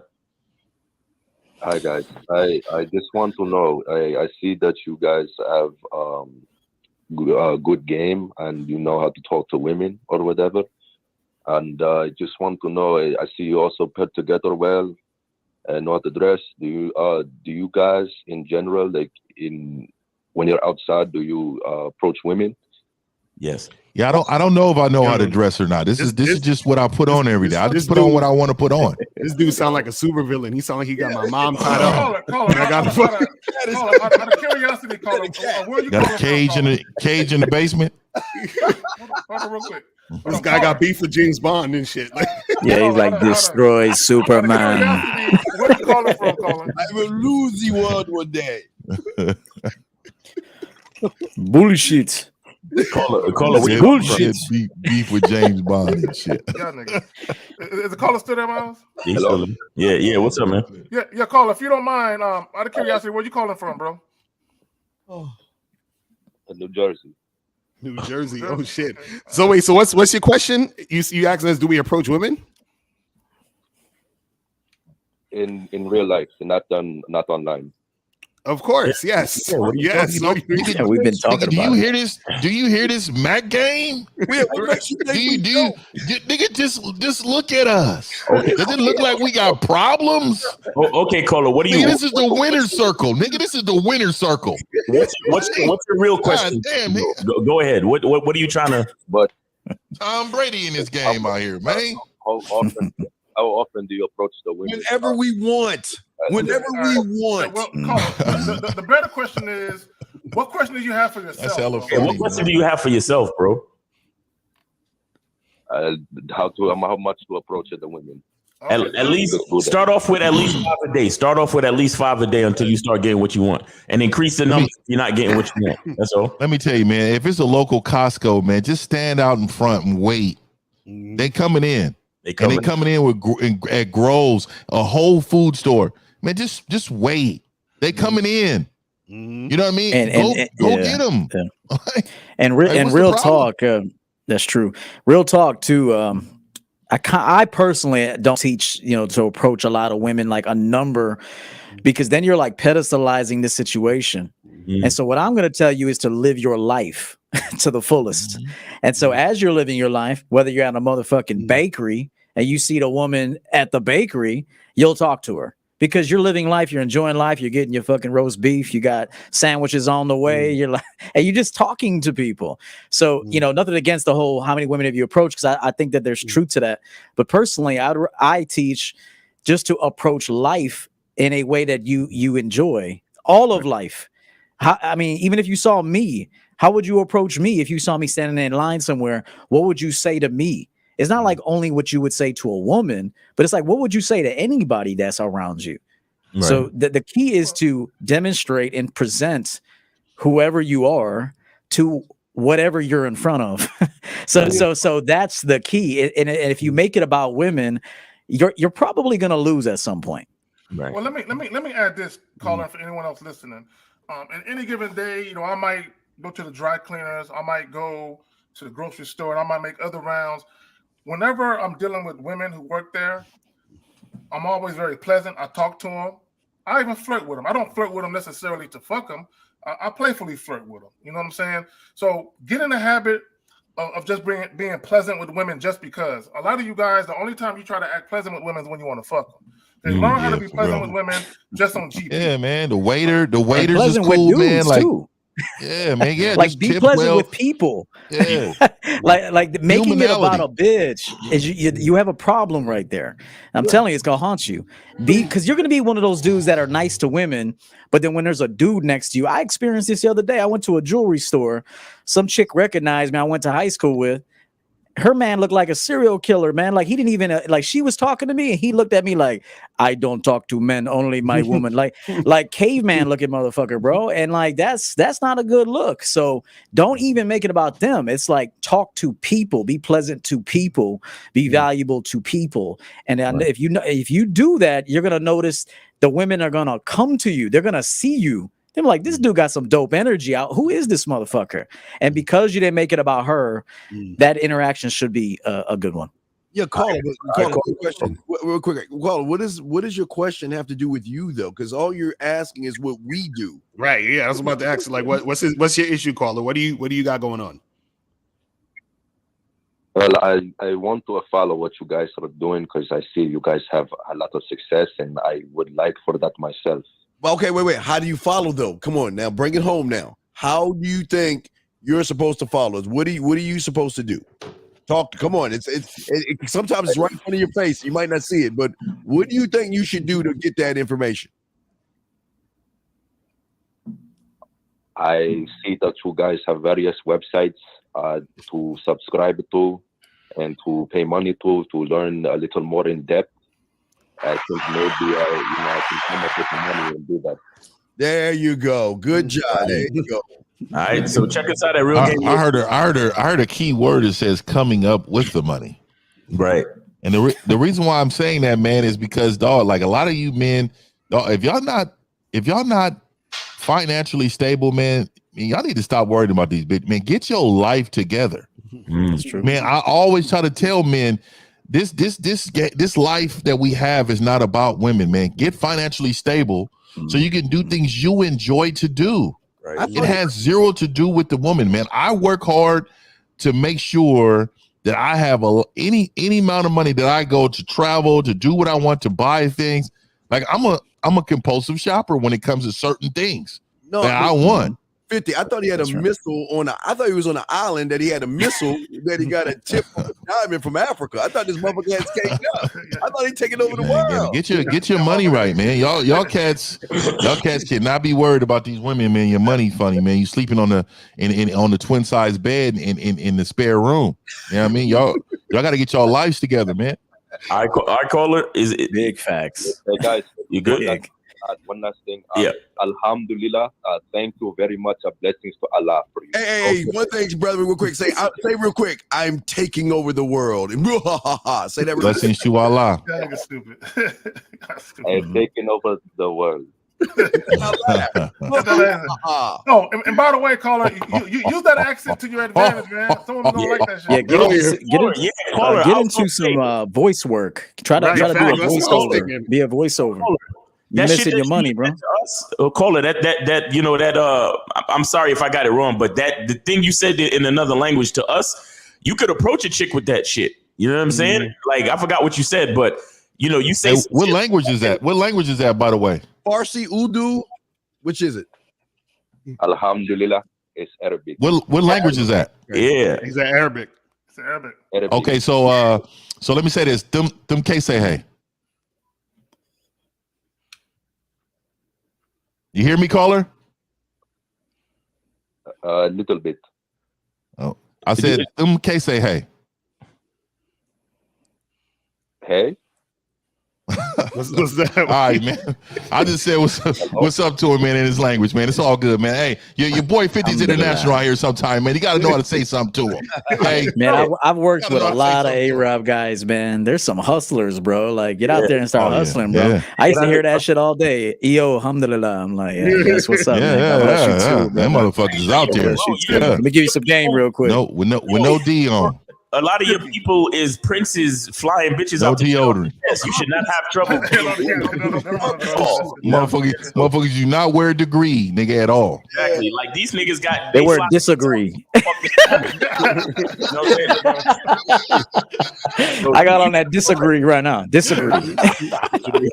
Look, 50, to your point. Oh shit. To your point, 50. Because I work with dudes that are foreigners, Italian dudes with a heavy accent. And I'm like, when you approach a chick, man, once you say something to her, give her a compliment in your language.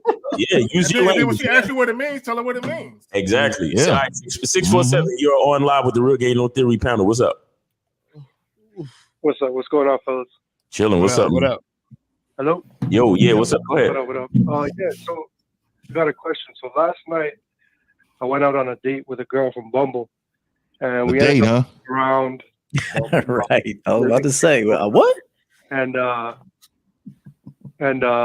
set up the date. Well, she told me. All right. What's the question? What's the question? Get to the question, and then we'll go back.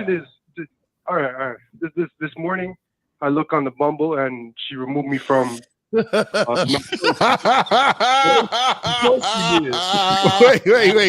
What's the question? Say it again. That's just hella funny, man. Do I message her to meet her again because last night she was around and now she's gone from the list? Do I just move on or? So she removes you. You have to move on, bro.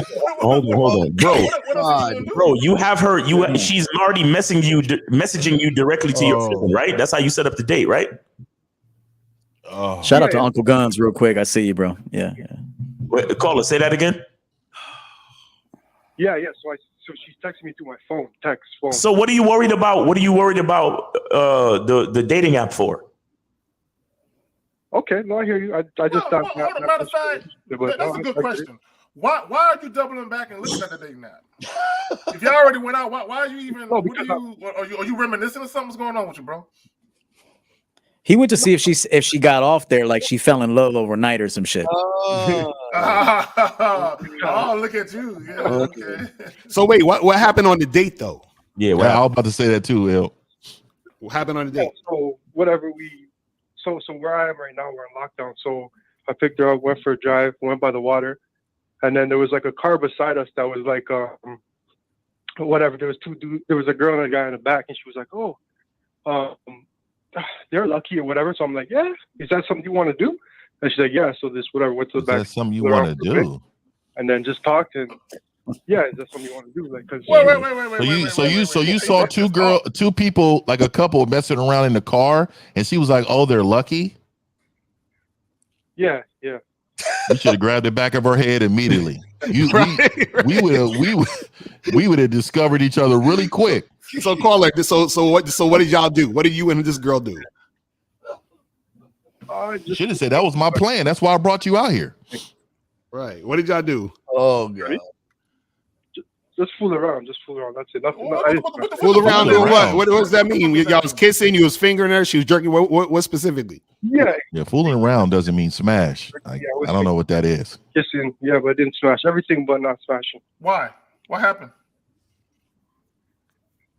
She was like, "Oh, I want you to go on top of me, but the car's too small." He lying. I don't got this. I'm 6'2", 265. There ain't no car small. I'm getting it in. So that's what I'm saying, dog. Don't make excuses for smashing. And why didn't you go? Why didn't you drive it back to your place? He's lying. How the fuck you lying?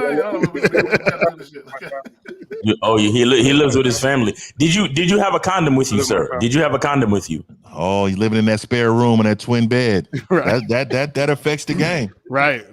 Caller, did you have a condom with you? Yeah. Why can he go back to her place or get a room? Yeah. Why didn't you go back to her place or get a room? Her family. She lives with her family. Then why'd you get a room then? I don't need a room. Hey, we have all of outdoors to explore each other. It's cold though. It's cold right now. Good. Let me give y'all some game, man. I'm a hood cat, so let me give y'all some game, man. Right. You just go to a parking. They have parking stalls where you pay money to go inside. You drive your car up, you find a spot, and you go wherever you need to go around the city, and you leave your car in there. Man, let me tell you something. People don't stay in there.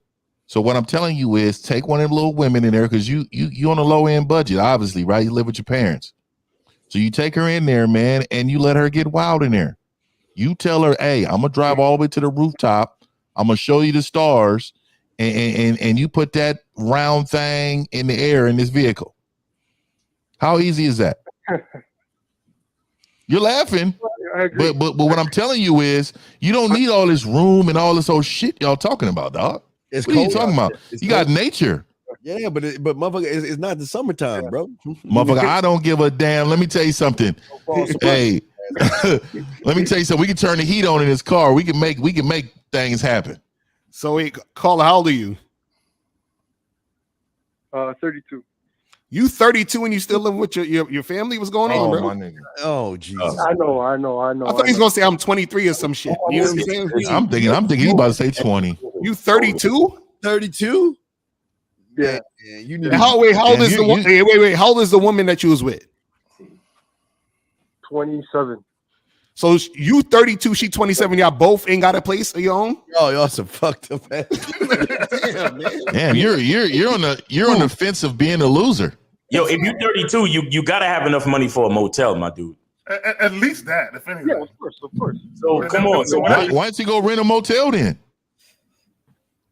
Yeah, I should have done that. You know, you're right. I hear you. That's not the answer. Dude, you're 31 years old and you live in a spare room? This is exactly what I've been talking about. Yo, caller, I need to understand something. What did you want on this date? What was your plan for this date? Sorry, I didn't have a plan. See, that's your problem because you drove her out to the water, and the only reason why you got to finger pop this bitch was because you saw the other two people in the other car, and you sitting there talking about, is that something that you would like to do? What the fuck? Yeah, It was her just that blink initiated. your eyes. It was her that even initiated getting into the back seat. Nigga, as soon as I pull up to the spot, I'd be like, ooh, look at the water. Now get in the back, bitch. What the fuck? Yeah, for real. Yeah. So hold And they on, like that. And they like that, Miles. They like that. That's what I'm saying. I'm curious. Assuming you're being 100 with us, so you're in the back seat. Did you ever try to remove any articles of clothing at all? Was you fondling her? What happened with all that, bro?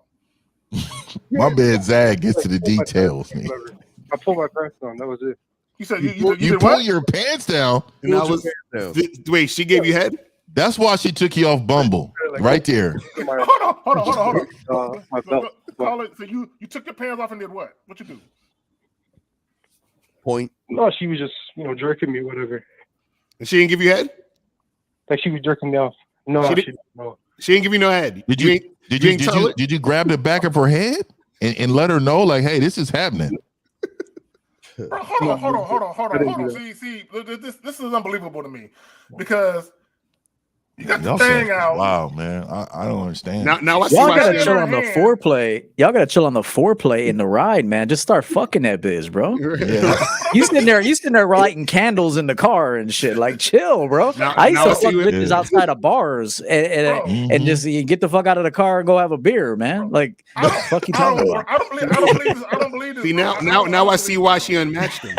Yo, caller, Yeah, that's why she said this motherfucker weak. Did you guys discuss a second date, second meeting? Yeah, because I do like overtime and shift work and stuff like that. So I said to her, she just said, let me know when you're free and then we'll meet up again. Telling you He wants to fuck. Yo, bro, so listen, so you're calling just to ask, because she erased me off of the dating app, does that mean she doesn't like me? That's what you asking us?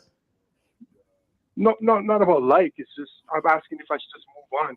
What the fuck? Why would you move on? There's I don't nothing to move on understand. to. I mean, you went on a date. You too emotional about it, bro. She let you know that whenever you got the time, hit her up so y'all can hang out again. But this time you need to have a plan and you need to take her somewhere so y'all can smash, bro. Yeah, bro. Yeah, call her. Bro, listen, you're a 32-year-old fucking so-called man, and you're acting like a kid that doesn't know what he wants. Something's wrong with Trying to figure out. Call it. Yeah, some ain't adding up. Call her. Y'all had a vulnerable moment. She held your tool in her hand, bro. You just can't let that shit go, bro. You got Nigga said the vulnerable moment.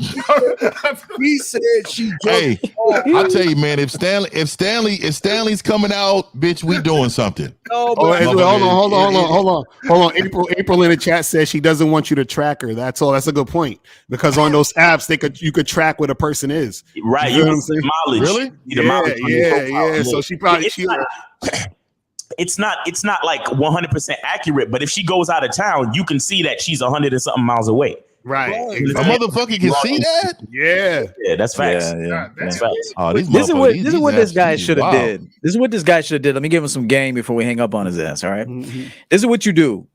You say, hey, so check this out. What I'm gonna do is tomorrow night I'm gonna have a spot rented for us. So you're gonna meet me there. You do it right in the car. Let's say you're not gonna fuck her right then and there. You pull your little wiener out. It's cold out. Couldn't get a hard on or whatever.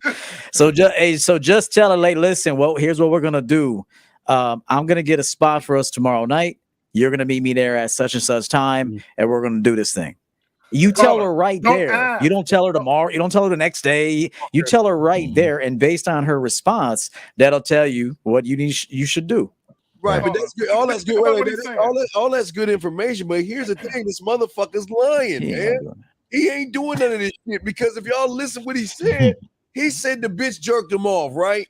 So if she jerked you off, why are you so concerned about her deleting you if she jerked you off, man? Something is She did it with the index. She did it with the thumb and the index, just two fingers.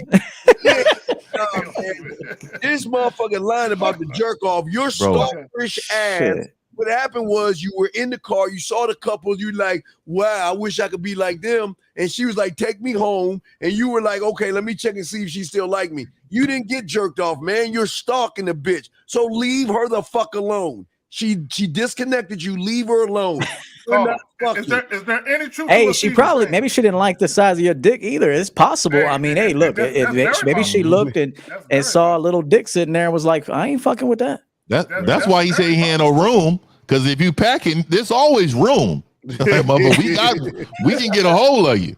Yeah, no, that's true. That's true. Because if she really like what she saw, listen, she did something with it other than just jack it off. Caller, have a plan, bro. Have a plan. Stop fucking around and have a plan. Don't be a little boy. Be a man and do what you want to do. You understand? Have a plan to get your own place, bro. Yeah, and have a plan to get your own place, get money in your life together. Facts. All right, so this shit you're doing, I did it in like 17, man. Way in my teens. 714, you're on live with the Real Game No Theory panel. What's up? Hey, Steve the Dean, it's me, Carrie, the old man, stoner out in Palm Springs area. How you doing? Stoner, huh? Yeah. Well, I'm in California. Yeah, California. What's your favorite strain, bruh? My favorite strain? DMT. No, my favorite strain, I like sativas. Like right now I'm smoking J1, which is good. But J1, that's awesome, bruh. I'm from Cali. I've never indulged. So what's the question, stoner guy? Ask you guys, since I'm an older guy and I like to call Steve's show up during the week. He does a great show. And I want to thank, on behalf of these men as a whole, that you guys are doing a great job. And also, nobody's paying me, obviously, but for a lot of you guys listening who are going to watch the video, you can make your lives a lot easier just by going to any of these guys' websites and just booking up just a 30-minute or an hour session with them one-on-one. I mean, I'm not trying to do an infomercial here, but a lot of your problems, guys, can be solved just with watching your videos and just calling them up. And, you know, the money you would spend on a fucking first date or for a dinner or something, spend with these guys. You'd be a lot better off. Facts. So that's just, I want to clear the air with that. I appreciate that, man. I appreciate that. Appreciate you, man. Happy smoking, man. Enjoy the sativa, man. We appreciate you, man. Live your life, man. Keep living your life, bro. I had a question. Oh, you do have a question. Okay, go ahead. Yeah, I do have a question. I realize we're in rough times now, which in a way, guys have to start thinking the rough times are when you can really start making a lot of money once a lot of We're not in rough times though. We're not in rough times. It's only rough times for people that don't have the mindset of fixing situations and overcoming obstacles. Right, but what's the question though? But Steve or whatever, that's a lot of people though. Rough time. I mean, let's face it. I want to kind of also mention this. A lot of these guys are so focused on other dudes, right? But yet, it's kind of true. It's not like 20, 30 years ago where you would see dudes out there who are all buff and stuff. All right, caller. Stay focused. What's the question? Caller. Listen. You said you had a question. Please ask the question, please. Okay. My question is, what is it with these guys living at home till they're like 35? Because I fucking know two of them. What is that all about? I was out of the house. Hey, you're probably gonna have to ask them, but we really thank you for calling in and enjoy the Sunday. All right, so 407. Real quick, caller. Let me just say something before I forget it. Yeah, go ahead. Let me just say something before I forget it, because EO said something, and I don't know if the guys who are watching caught it when he was talking to the guy about getting the room, and he was basically saying, "Tell the girl." Right. I want guys to understand when you make moves with these women, be assertive with your approach. Don't be passive. Don't be asking shit. Make statements and just tell them what you want them to do. And stop assuming. Right. Create your own narrative. 407. You're on live with the Real Game No Theory panel. What's up? Yeah. My question is, you guys were talking about how my voice, it wasn't really to where it needs to be. Now I took Kay's advice. I downloaded the app. How exactly will I know when my voice is at the point where it needs to be? It's not your voice. When the women start responding, bro. Yeah, but it's you, man. See, y'all don't, brother. You are the fucking mighty powerful Oz, and behind that curtain is a little motherfucker that don't know shit about the game, women, or anything. So it's not just your voice, man. It's everything about you. It's the whole because pie. if you were happy with yourself, if you were happy, if you were happy with yourself, there would be someone who would like that voice, whatever that voice is. There's going to be somebody that likes you, and then they'll like your voice too. So you're making it about the voice, and it's really about the man and the mindset. Mm-hmm. All right, caller. You need coaching. Yeah, you need coaching, man. You trying to attack the game from one angle, and you need a system. You need a system, so you need to get with one of them. I got the app. I got the app, Kate Zaggin. Now what? Let me say this, caller. It's not about the decibels in your voice. It's about when you say shit, do you sound confident or not? Does it sound like something that would come from you? When look, a lot of you guys have been trying to use pickup lines and one-liners. Women are looking at you, and they're looking at you like, that's not something you would say. I can tell you don't have the type of balls to say that shit. Right. Someone told you to say that right before you met me. They can tell if it comes off natural or organic or not. So it's about you sounding very confident, and it just flows effortlessly from your tongue and shit. That's what we're talking about. It's not necessarily about the decibels in your voice and shit. All right, caller, you good? Yeah, that gave me clarity. All right, man. Thanks for the support, man. And we'll hit you up later. All right, 707. You're on live with the Real Game No Theory panel. What's up? What's up? Can you hear me? Yeah, we got you. What's going on, bro? Yeah, I just had a real quick comment about something 1950 said that I had to call into it. Can I comment on it real quick? All right, go ahead. Oh yeah. It was about 30 minutes ago. He said something about strongest survive. It was a segment that I respected 100%. And not only that, it's sad because there's so many dudes. It irritates the fuck out of me. Sorry for the language, because there's so many dudes. I overhear them and they say, "Oh, that's like toxic masculinity. That's a front. That's insecurity."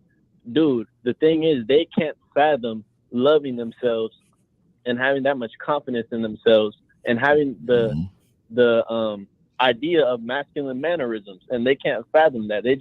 They're fine with being with the wind, going with the wind, doing whatever. Facts. So I needed to call in to say that I respected. It was a segment about 30 minutes ago, however long I've been on hold. Yeah. And I just respected that segment. And I appreciate that, man. Hey, man, that's real life and everything in business too. Remember that. It doesn't matter what entity, the strongest survive, man. You gotta go get that. That's right. That's right. All right. And shout out Freelance Rona for $10 super chat. He says salute to the Sunday Shark Tank. All right, and then we going to 813. You're on live with the Real Game No Theory panel. What's up? What's going on, man? It's Mr. Two Piece calling back in, giving you guys a report from a couple weeks ago. All right. Two Piece. So, you the one that got 2 piece in the front seat? The one that got beat up. You got beat up in the car. Please tell me you got a restraining order. Please call and let me know there was a restraining order. Now let him go. Let him go. Go ahead, caller. Go ahead, caller. So I explained to her, I took heed to what you guys were saying. I told her, how I felt about things, and I'm trying to move in a different direction. Now, what Coach EO said was so true is that when I try to separate, she would try to pull me back. Of course it was. So I, started entertaining other women, and lately she's been hitting me up, and she's just like, "Oh, I'm gonna get together. I'm gonna do the right thing." And last night I went on 2 dates with 2 different women. Things went well. No drama, completely different. But this girl's crying on my phone. She's like, she's not gonna disrespect me. Let her cry, man. Let her cry. And so let me stop you really quick. Going on dates with other women doesn't matter if your mindset is the same.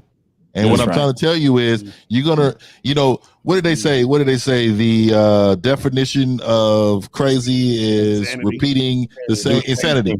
Doing the same thing, expect a different outcome, right? Yeah. So it's the same thing you're doing right now. It's insane. You're out with these women. You have no fathom of what you want. You have no plan. You don't love yourself enough, or you wouldn't have even communicated with this woman after she 2-pieced you. So just think about what we're saying. I'm speaking to you like a man because I think I'm trying to deliver to you in a way for you to understand how important this is for you to change your mindset. Real Game No Theory is going to help you out, man. I'm telling you, you're right now. You're only hearing surface level game with us right now. Yeah, but he went out. Need some in depth. He went out with 2 women. And he's still talking about the same bitch that beat his ass. Mr. Two Piece. Well, this is my thing. I guess my second question is, I heard you guys talk about pair bonding earlier, and and that a woman's body count shouldn't really matter, and it's not really the amount of time she's had sex, but the type of quality of guy she's had sex with. But do you think to a certain extent, I know you guys mentioned, a lot of guys get insecure about what women have done in their past and things like that. But don't you think it's hard sometimes you get caught up with women trying to compare you when they have so many? I think you're asking the wrong questions, man. No. See, this is the thing. You want women to compare you so that they recognize what they actually have. Exactly. That's the abundance mindset. You see what I'm saying? A lot of y'all are worried about for that one. Right, Let's get the for that one. Because a lot of dudes is worried about the comparison because you really think you're like every other dude. That's why you're worried about the comparison. You see what I'm saying? That's the issue. Yo, 50 hit it on the head because you out here, you think you moving on, you dating other chicks, and you still got that same fucked up mindset where you're putting them on a pedestal and putting yourself below sea level. What the fuck is up with you, bro? And really, what he's doing right now, I do want to commend him for actually taking the action. So I will. I do commend you for taking the action because she was beating your ass. So and you wouldn't do it that one day we called in. You said I'm not going to do it. So clearly, you worked up enough. Whatever it was, we'll call it courage to let her know that. But here's what you're doing, though. You're kind of being a woman right now because you're going. It's like the equivalent of a woman going out with other dudes trying to make another dude jealous. Yeah, and that's kind of what you're doing right now. I don't think you're going out with these women as a way to kind of celebrate yourself. You're going out with these women to try to get this other woman jealous to kind of run back to you. And here's the other thing. Remember what I said earlier. Let's say a woman had 30 bodies. And with 29 of them bodies, she didn't learn a damn thing. She's useless. She's probably useless, okay? But if she was with 30 dudes and 25 taught her something dope that I can use and leverage and that she can add value in my situation, then I can bring her on the team. Right. That's facts. Caller, so when you got a chance to tell her how you... Caller, when you got a chance to tell her how you felt about the situation, tell me, how did that make you feel? When I told her how I felt about what was going on. Yeah, I noticed that feel part miles, bro. Because in a sense, what you guys basically helped me, give me that courage I need to just kind of tell. Did you say courage, my bro? Did you fucking say courage? Yeah, I know. Bro, part of being masculine is not being afraid of nothing. No, hold on. I think men skip over that. Wait, caller, say that again. Say that again real quick. I told her to her face. Because we had to sit down, after, I called you. You gotta sit down. I'm tired of you. Fucking sit down. I can't really be dealing with this. And, I know what I deserve. And I know, that if you're not going to you wanted closure. You wanted fucking closure. Something bothered me that he said. He said, I told her to her face. Like, is there another way?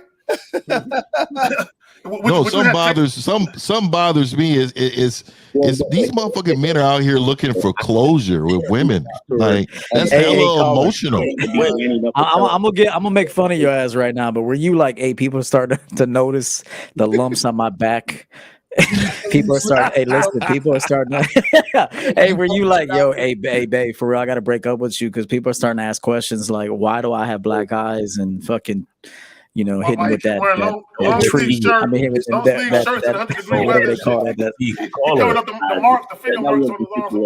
Wait, hold on, caller. Did you actually tell her that is over? Did you tell her you're breaking up with her? Because I didn't really hear. I told her that it was over, and once I told her that it was over, she mentioned to me that she just confessed everything that she did was wrong, and she's trying to change. And I told her I need to go in this direction. Use it right, yeah. That's what they do. On my phone on how she's going to be a different woman, what she's going to do different, and she's been trying to offer sex to me and things like that. No, well, see, and that's the thing. Well, of course, when women know that they can control you with sex, they don't respect you. The fact that she's even offering sex, what she's trying to do is basically. Have you in a subdued position with the sex, because I guarantee you there's something you've done that made her think that is so important to you that she can control you with it. Because if it wasn't, she wouldn't be offering. She would know better than that, right? Hey, you wearing scarves, bro? You wearing scarves to cover the choke marks? Hey, there's so many times. Oh man, come on. Mary J. Hey, I'm Blige fucking with you, glasses bro. and I'm shit. just fucking. I'm fucking Covered in with black you. eyes. Big ass glasses, aviators. I know you guys made a comment that, you know, I'm trying to date other women to make her jealous, but honestly, I'm talking to these other women because I feel like they might be a better fit. You know, I'm not trying to rub anything on. Bro, you need to get your mind together though first. You're not ready. You're not ready for that. They about to pimp you too. Caller, it's not so much the woman as it is you. For you to even be in a position where a woman does that to you, number one, it shows she don't respect you. Period. So when a woman doesn't respect you, the relationship is pretty much done. You know what I'm saying? So, but you moving on to another chick is not going to fix the problem that led to a woman feeling like she can put her hands on you. You know what I'm saying? You're going to run into that again. Right. So whatever it is that got you acting in such a way where women feel like they can treat you like you're less than, you need to fix that. Like 50 said, there's something in your mind, but what you don't understand, there are things that you are doing inadvertently. There are things you are saying. There are ways you are behaving that are contributing to women feel like they can do you however. So you got to figure out what that is. Okay, I got you. Makes sense. Yeah, and men don't look for closure, man. That's a female. Don't stop doing that shit, dog. We don't need to explain all this shit.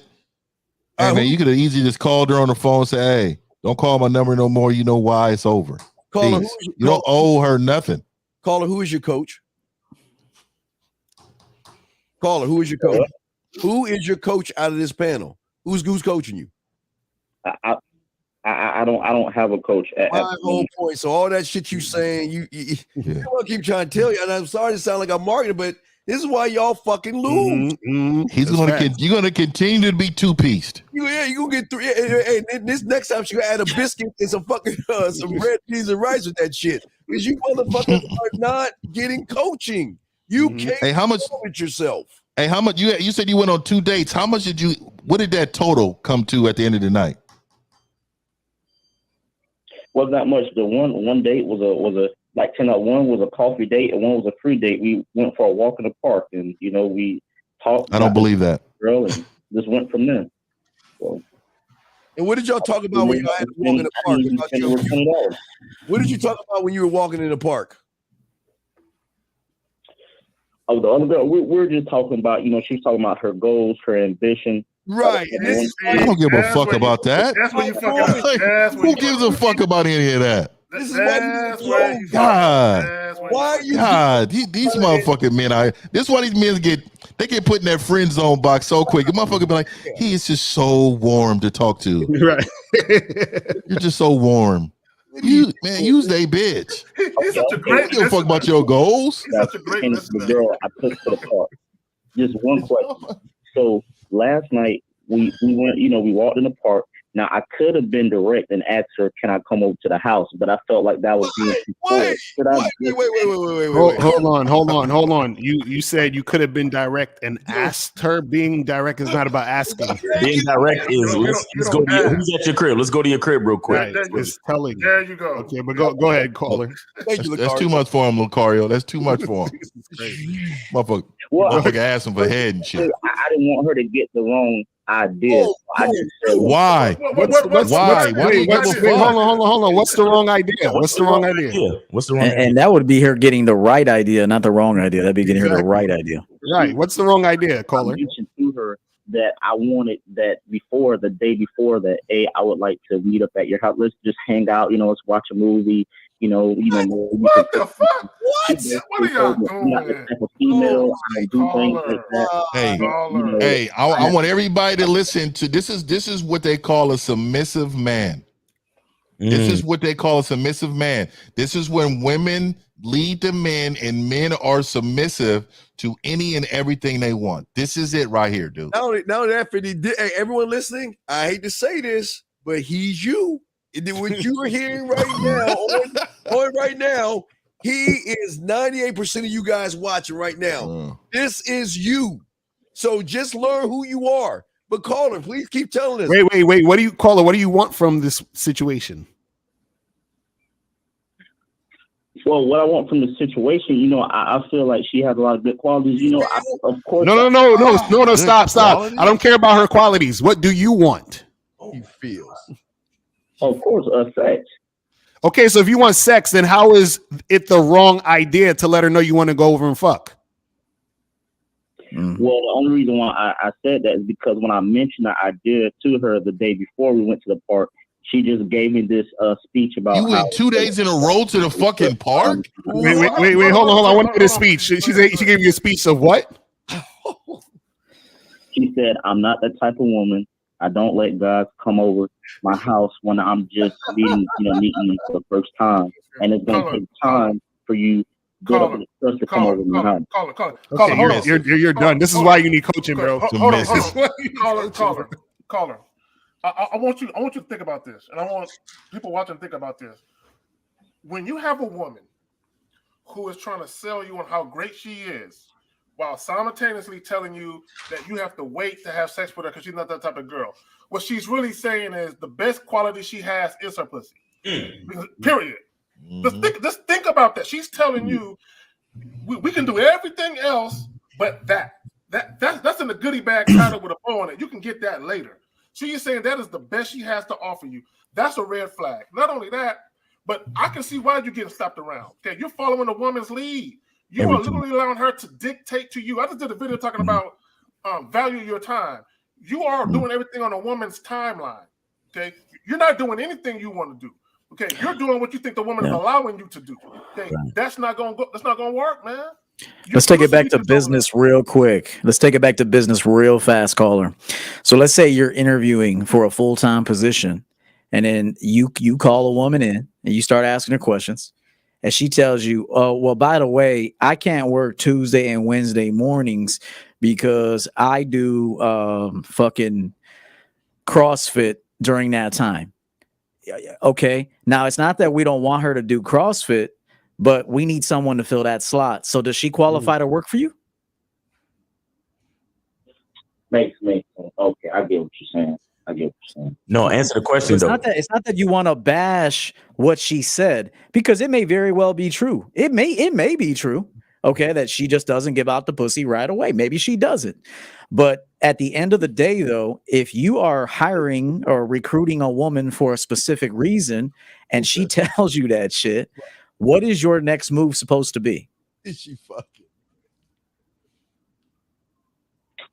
Well, if she's not really fitting what I need, I just move on, basically. Okay, here's another thing.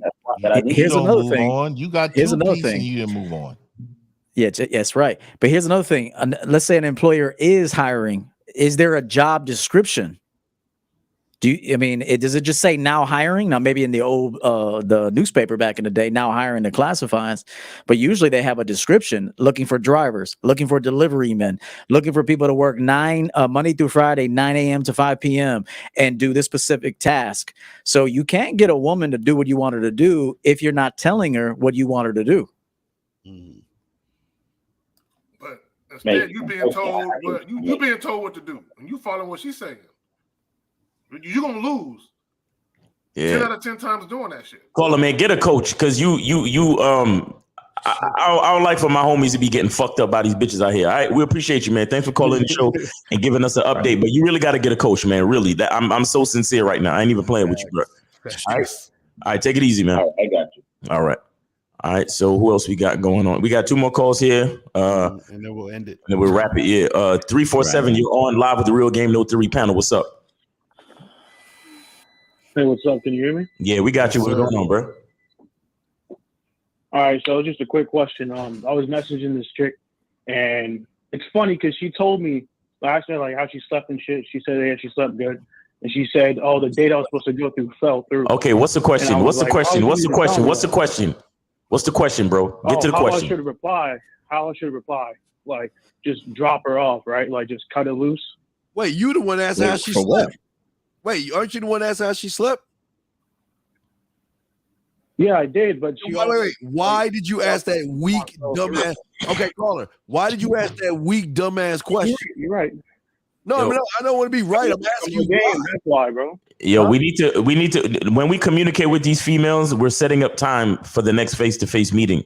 You understand? Because we can't fuck a woman over text. Wait, let me hold on. Let me act. I heard you say she told you about some date she was on. Is that what you said? That it got canceled. Yeah, she said she was supposed to go. Yeah, it got canceled. So I'm like, why would you even tell me that? But that's why she's telling you that, because you're the type of dude asking her how she slept. Thank you, Locario. That's right. That's right. You see what I'm saying? Yeah, he's gonna copy and paste some poetry next. He's gonna send her like a roses are red, violets are blue. And she probably I'm thought so you the into type you. of dude that'll pick her up and take her out to eat and dry her fucking tears over that shit. Hey, here's another thing. Do you expect women to love you without knowing you? Like, this is a problem. Like this bothered you apparently that you wanted to cut her off. But do you expect women to like be all over, like head over heels in love with you when they haven't even really experienced you yet? No, you're right. Yo, listen, caller, you have to understand. I got women checking with praying to God, asking if I'm real and shit. Like when I meet women, they're like they have to go into prayer sessions and go in a prayer room and ask God, is this man human? Is this man human, or what is this guy? Caller, listen, just like having sex with a woman and they start crying. A lot of men has never experienced that. They don't understand why they're crying. You have to understand something. Communicating with women through text or phone calls is not true bonding. The only true bonding happens when you're face to face. That's when you get a chance to really show her who you are, give her a taste of who you are, so she can, see if she really want to, have sex with you, be a part of your situation, all that other type of shit. Stop doing that bullshit. Don't ask bitches questions that don't have nothing to do with the face-to-face meeting. You understand? Right. I want to ask him something real quick. Hold on. Where'd you meet this woman from? Tinder, one of these dating apps? Yeah, one of these dating apps. Okay. So did y'all ever meet in person? No. Okay, so you never met in person, and this chick is and how long you been talking to this girl on the app? Bro, only like a couple days. Okay, so within those couple days, you didn't set no date or anything? No. That's probably the problem. And that's why you're having an issue. See, you're her texting buddy that she can tell about some other nigga that fell through. That's your issue. And on top of that, you're asking her how she slept. You see what I'm saying? That's why she's acting the way she's acting towards you, because she realizes that you're the type of guy that doesn't know what he needs to do when he's dealing with a woman. And so she just puts you in the category of a guy she's going to use for attention, for time, energy, and all that other goofy shit. Wait, is he asking us, Locario, should he go or stay? Right, exactly. But hey, caller, she's talking about another dick, and you're asking us. Exactly right. You should go. I missed the whole conversation. Caller, unmatch with her and keep it moving. Unmatch with her and start on some new matches and start setting up the date immediately. Right. Yo, I told guys this before. I always start out with how are you? I changed that shit. I started out with how are you, and I put the when are you free in the same fucking text now. So the very first text, the next text, she got to tell me when she's free, and if she don't tell me when she's free, unmatched. We done. Fuck out here, man. Exactly. Right, last call. 336. You're on live with the Real Game No Theory panel. What's up? Hey, and real quick before we go on to this, these guys got to stop being so sensitive about women you don't even know yet. Right. Like you don't know them to be wanting to dismiss her because she mentioned a date fell through. So what? That she's being honest with you, motherfucker. Like that doesn't. It could mean that she don't like you, and clearly in this case it does because of all that friendly shit you've been doing. But let's just say like Locario hit a chick up, and he's like, "Hey, what's good? What you doing right now?" And if she's like, "Yeah, I was supposed to go on a date, but it fell through," and he's like, "Oh, that's good. Okay, come see me. I'm at this spot." So it's not like we're gonna fucking like go cry to mommy or block the bitch now because she was being honest with us. Yo, she probably was trying to set up the alley-oop for this nigga, but he's such a capitalize on an opportunity, bro. Instead of getting sensitive, you're supposed to see that as an opportunity. She don't know you yet to be all like, you want the bitch hiding shit from you? Like, I'd rather a chick actually tell me that shit. Like, hey, what's good? Where you at? It's like, actually, I was supposed to go out on a date with a guy because she's dating. Okay, she is actively dating. So what you want the motherfucker to fall in love with you because she matched with you? Like, so just be like, okay, so it didn't fall through. I'll tell you what, why don't you come meet me for a drink real quick? That's it. That's it. That's it. And then you manage it from there. But instead, you guys are fucking too sensitive, man. It's gonna cost you. Watch. 336. You're on live with the Real Game No Theory panel. What's up? Hey, how's everyone doing? Good, man. How are you? Chilling. I'm good. So basically, my question is, to throw your bid. I struggle doing that. I struggle giving my bid. You said what? You struggle to do what? Offer. You struggle doing what? Making the offer. What, for sex? What do you You mean you struggle putting your bid in? You mean you struggle putting your bid in? Is that what you're trying to say? You don't know what that means, K Yeah. Zagging. That's what's yeah. You know what the yo, caller. Wait. Caller, hold on, guys. Caller, please give us the question again, please. I'm saying, giving my bid. Giving in my bid. I don't. Your I bid? get nervous trying to throw my bid in. You put your bid in? What? So, all right, wait. You don't know. So wait, is this happening on dating apps? Are you talking to these girls in person? Like, what's going on? In person. You got a problem speaking first. I mean, Okay. I don't even. Yeah. What do you want from these chicks?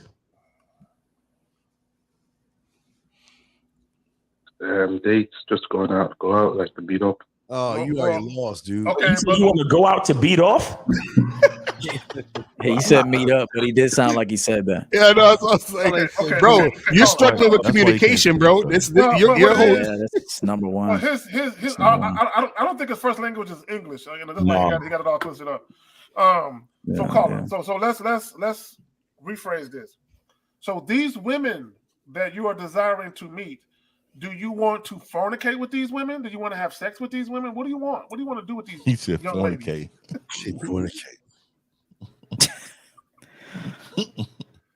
Caller, go ahead. I want to meet up and do what?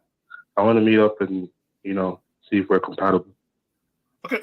Compatible for what? Compatible for what? Bro, that's a fucking question, man. Compatible relationship. Okay. See that, and I had a feeling that's what he wanted. He don't know what you're talking about. So caller.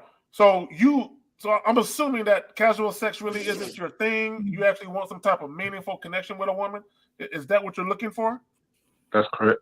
Okay. Yeah. Casual sex, you got to have a game to maintain that, and that's where a lot of men just say they want a relationship, but they really just want to have sex with a woman that's going to continue to have sex with them without a lot of effort. Why do you want a relationship though? He doesn't know. I want a family. Okay. All right. No, he want a family. So he want a family. Okay, I don't mind that. Okay. I'm hearing some action. Yeah. There we go. So let me ask you a question. How old are you? 26. 26. Prime time. Okay. Yes, prime time. When was the last time you had a girlfriend, and how long did it last? That's the thing. Never. That's it's pretty bad, man. Okay. You said you've never had a girlfriend? I have another question for you, caller. Right now, do you think that you're the type of man that can manage a woman and a family? Thank you. Not right now, but that's the objective. Okay, well, you got some work to do. I would suggest. He sounds coachable. He sounds coachable, though. Yeah, he does sound like he's open to it. Yeah. Yeah, realgamenotheory.com, bro. You need to get with one of us, bro, because you're what you're talking about is a little bit more involved than just meeting up, dating, and having sex. Like you're talking about a family, you're talking about a wife, you're talking about marriage, you're talking about a lot of management and a lot of work that you have to do on yourself as a man. You understand? And it takes way more game to do that than to have sex. Yeah, for real. Yeah, that's way more game. So yeah, get with us. Go to realgamenotheory.com and get with us. Thanks for calling in the show, man. We appreciate you. All right. Okay. Let me. Do we another call? Nah, we done. I'm gonna shut this shit off too, cause these niggas. Let me just say this. I know we're about to get out of here. For you guys, a lot of you guys that are watching us, a lot of you guys really don't want to indulge in casual sex, and there's nothing wrong with that. But when we ask you what you want, say it confidently. Okay. And also, when people ask you why do you want it, you should be able to just just give us exactly why you want it. You know Exactly, they are on their level of thinking. They think what they're doing is confident. They think on their level they are confident. No, the last caller isn't. He's not confident. You know what I'm saying? And his it's sad because his first line, his one thing that's lacking that that's causing him to have a lack of confidence is that he don't have a great handle on the English language. Yeah. You understand? And so that right there puts him in a certain space where he try to approach people. He's self-conscious about how he might sound and shit. There you go. And even when he's thinking, oh, I'm gonna be confident this time around, it still comes off the opposite because he's not really confident. Right. Crazy. Oh, yeah, man. So Yeah, that's for all about you guys, man, whatever you want, just be honest about what you want. And if you need some advice, you got 6 men up here. You know what I'm saying? You know, we can talk to you about. Now, manhood comes first, though. Let me just say that for all you guys that's looking for all these one-liners and you're looking to fuck and do all this, being a man comes first. And I know 50 talked about it, Eel talked about it. A lot of you guys, y'all in your 30s, still got the same fucking twin bed you had when you was 8 and shit. You know what I'm saying? Part of being a man is being self-sufficient. You know what I'm saying? And doing your own thing and having dominion over your life. You know what I'm saying? Try to get that established first before you worry about all this other shit. Facts. And listen, man, let's take bets, man. If the 49ers win, then Steve got to coach somebody for free. And if the Cowboys win, then 50 and K-Zag got to coach somebody for free. I want to coach that guy who got 2-piece, man. No, I want those 2 motherfuckers next Sunday to say the Dallas Cowboys are my daddy. Yeah, no bet. No bet. No bet. 50's like, I ain't never doing no that. Fucking bet. No fucking bet. I believe in my Cowboys. I can't do it, man. I don't. If I was playing in the game, then we got action. Man. I can't bet on other men like that. I'm not calling nobody else daddy. I bet on the Yo. Hey man, yo, shout out, respect to the chat, man. Shout out to everybody that threw in a super chat, man. Appreciate y'all. Remember, guys, look, go to Real Game No Theory and get with us, guys. Like, you know, as you can see, based on the calls, and shout out to all the callers, but as you can see, based on the calls, like, it's necessary, man. Y'all need coaching, bro. Y'all need coaching. Like, even these professional athletes don't even get to where they need to get to without some coaching. You understand what I'm saying? So let's hey, and let me just say one last thing to that last caller and anybody else who may be thinking this too. You know, a lot of your copes are the reason why you want certain things. So if you want a relationship, think about why and if it's feasible for you to actually have a relationship, as Miles alluded to earlier, because it could just be your loneliness and your lack of being able to pull women that you want to go into like this one relationship. So the only way you're going to really know what you actually want and what makes sense to you is to actually have experiences with women, a lot of them, a lot of different types of women too, because then you could decide, all right, that kind of personality, I'll never date that again. Right. This kind of behavior, what she did there, I'll never accept that again. And then now you're starting to actually build a standard for your program. So you jumping right into, I want a family in this, you know, there's a lot of responsibility having children, man. You're bringing a children into a very corrupt world. And so you better be a very strong man to lead women and children. So if you're shaky, you can't communicate, you can't say yes, you can't say no, you don't know how to manage a situation, you don't even need to be thinking about having children or even a wife. This is a corrupted, distracted world.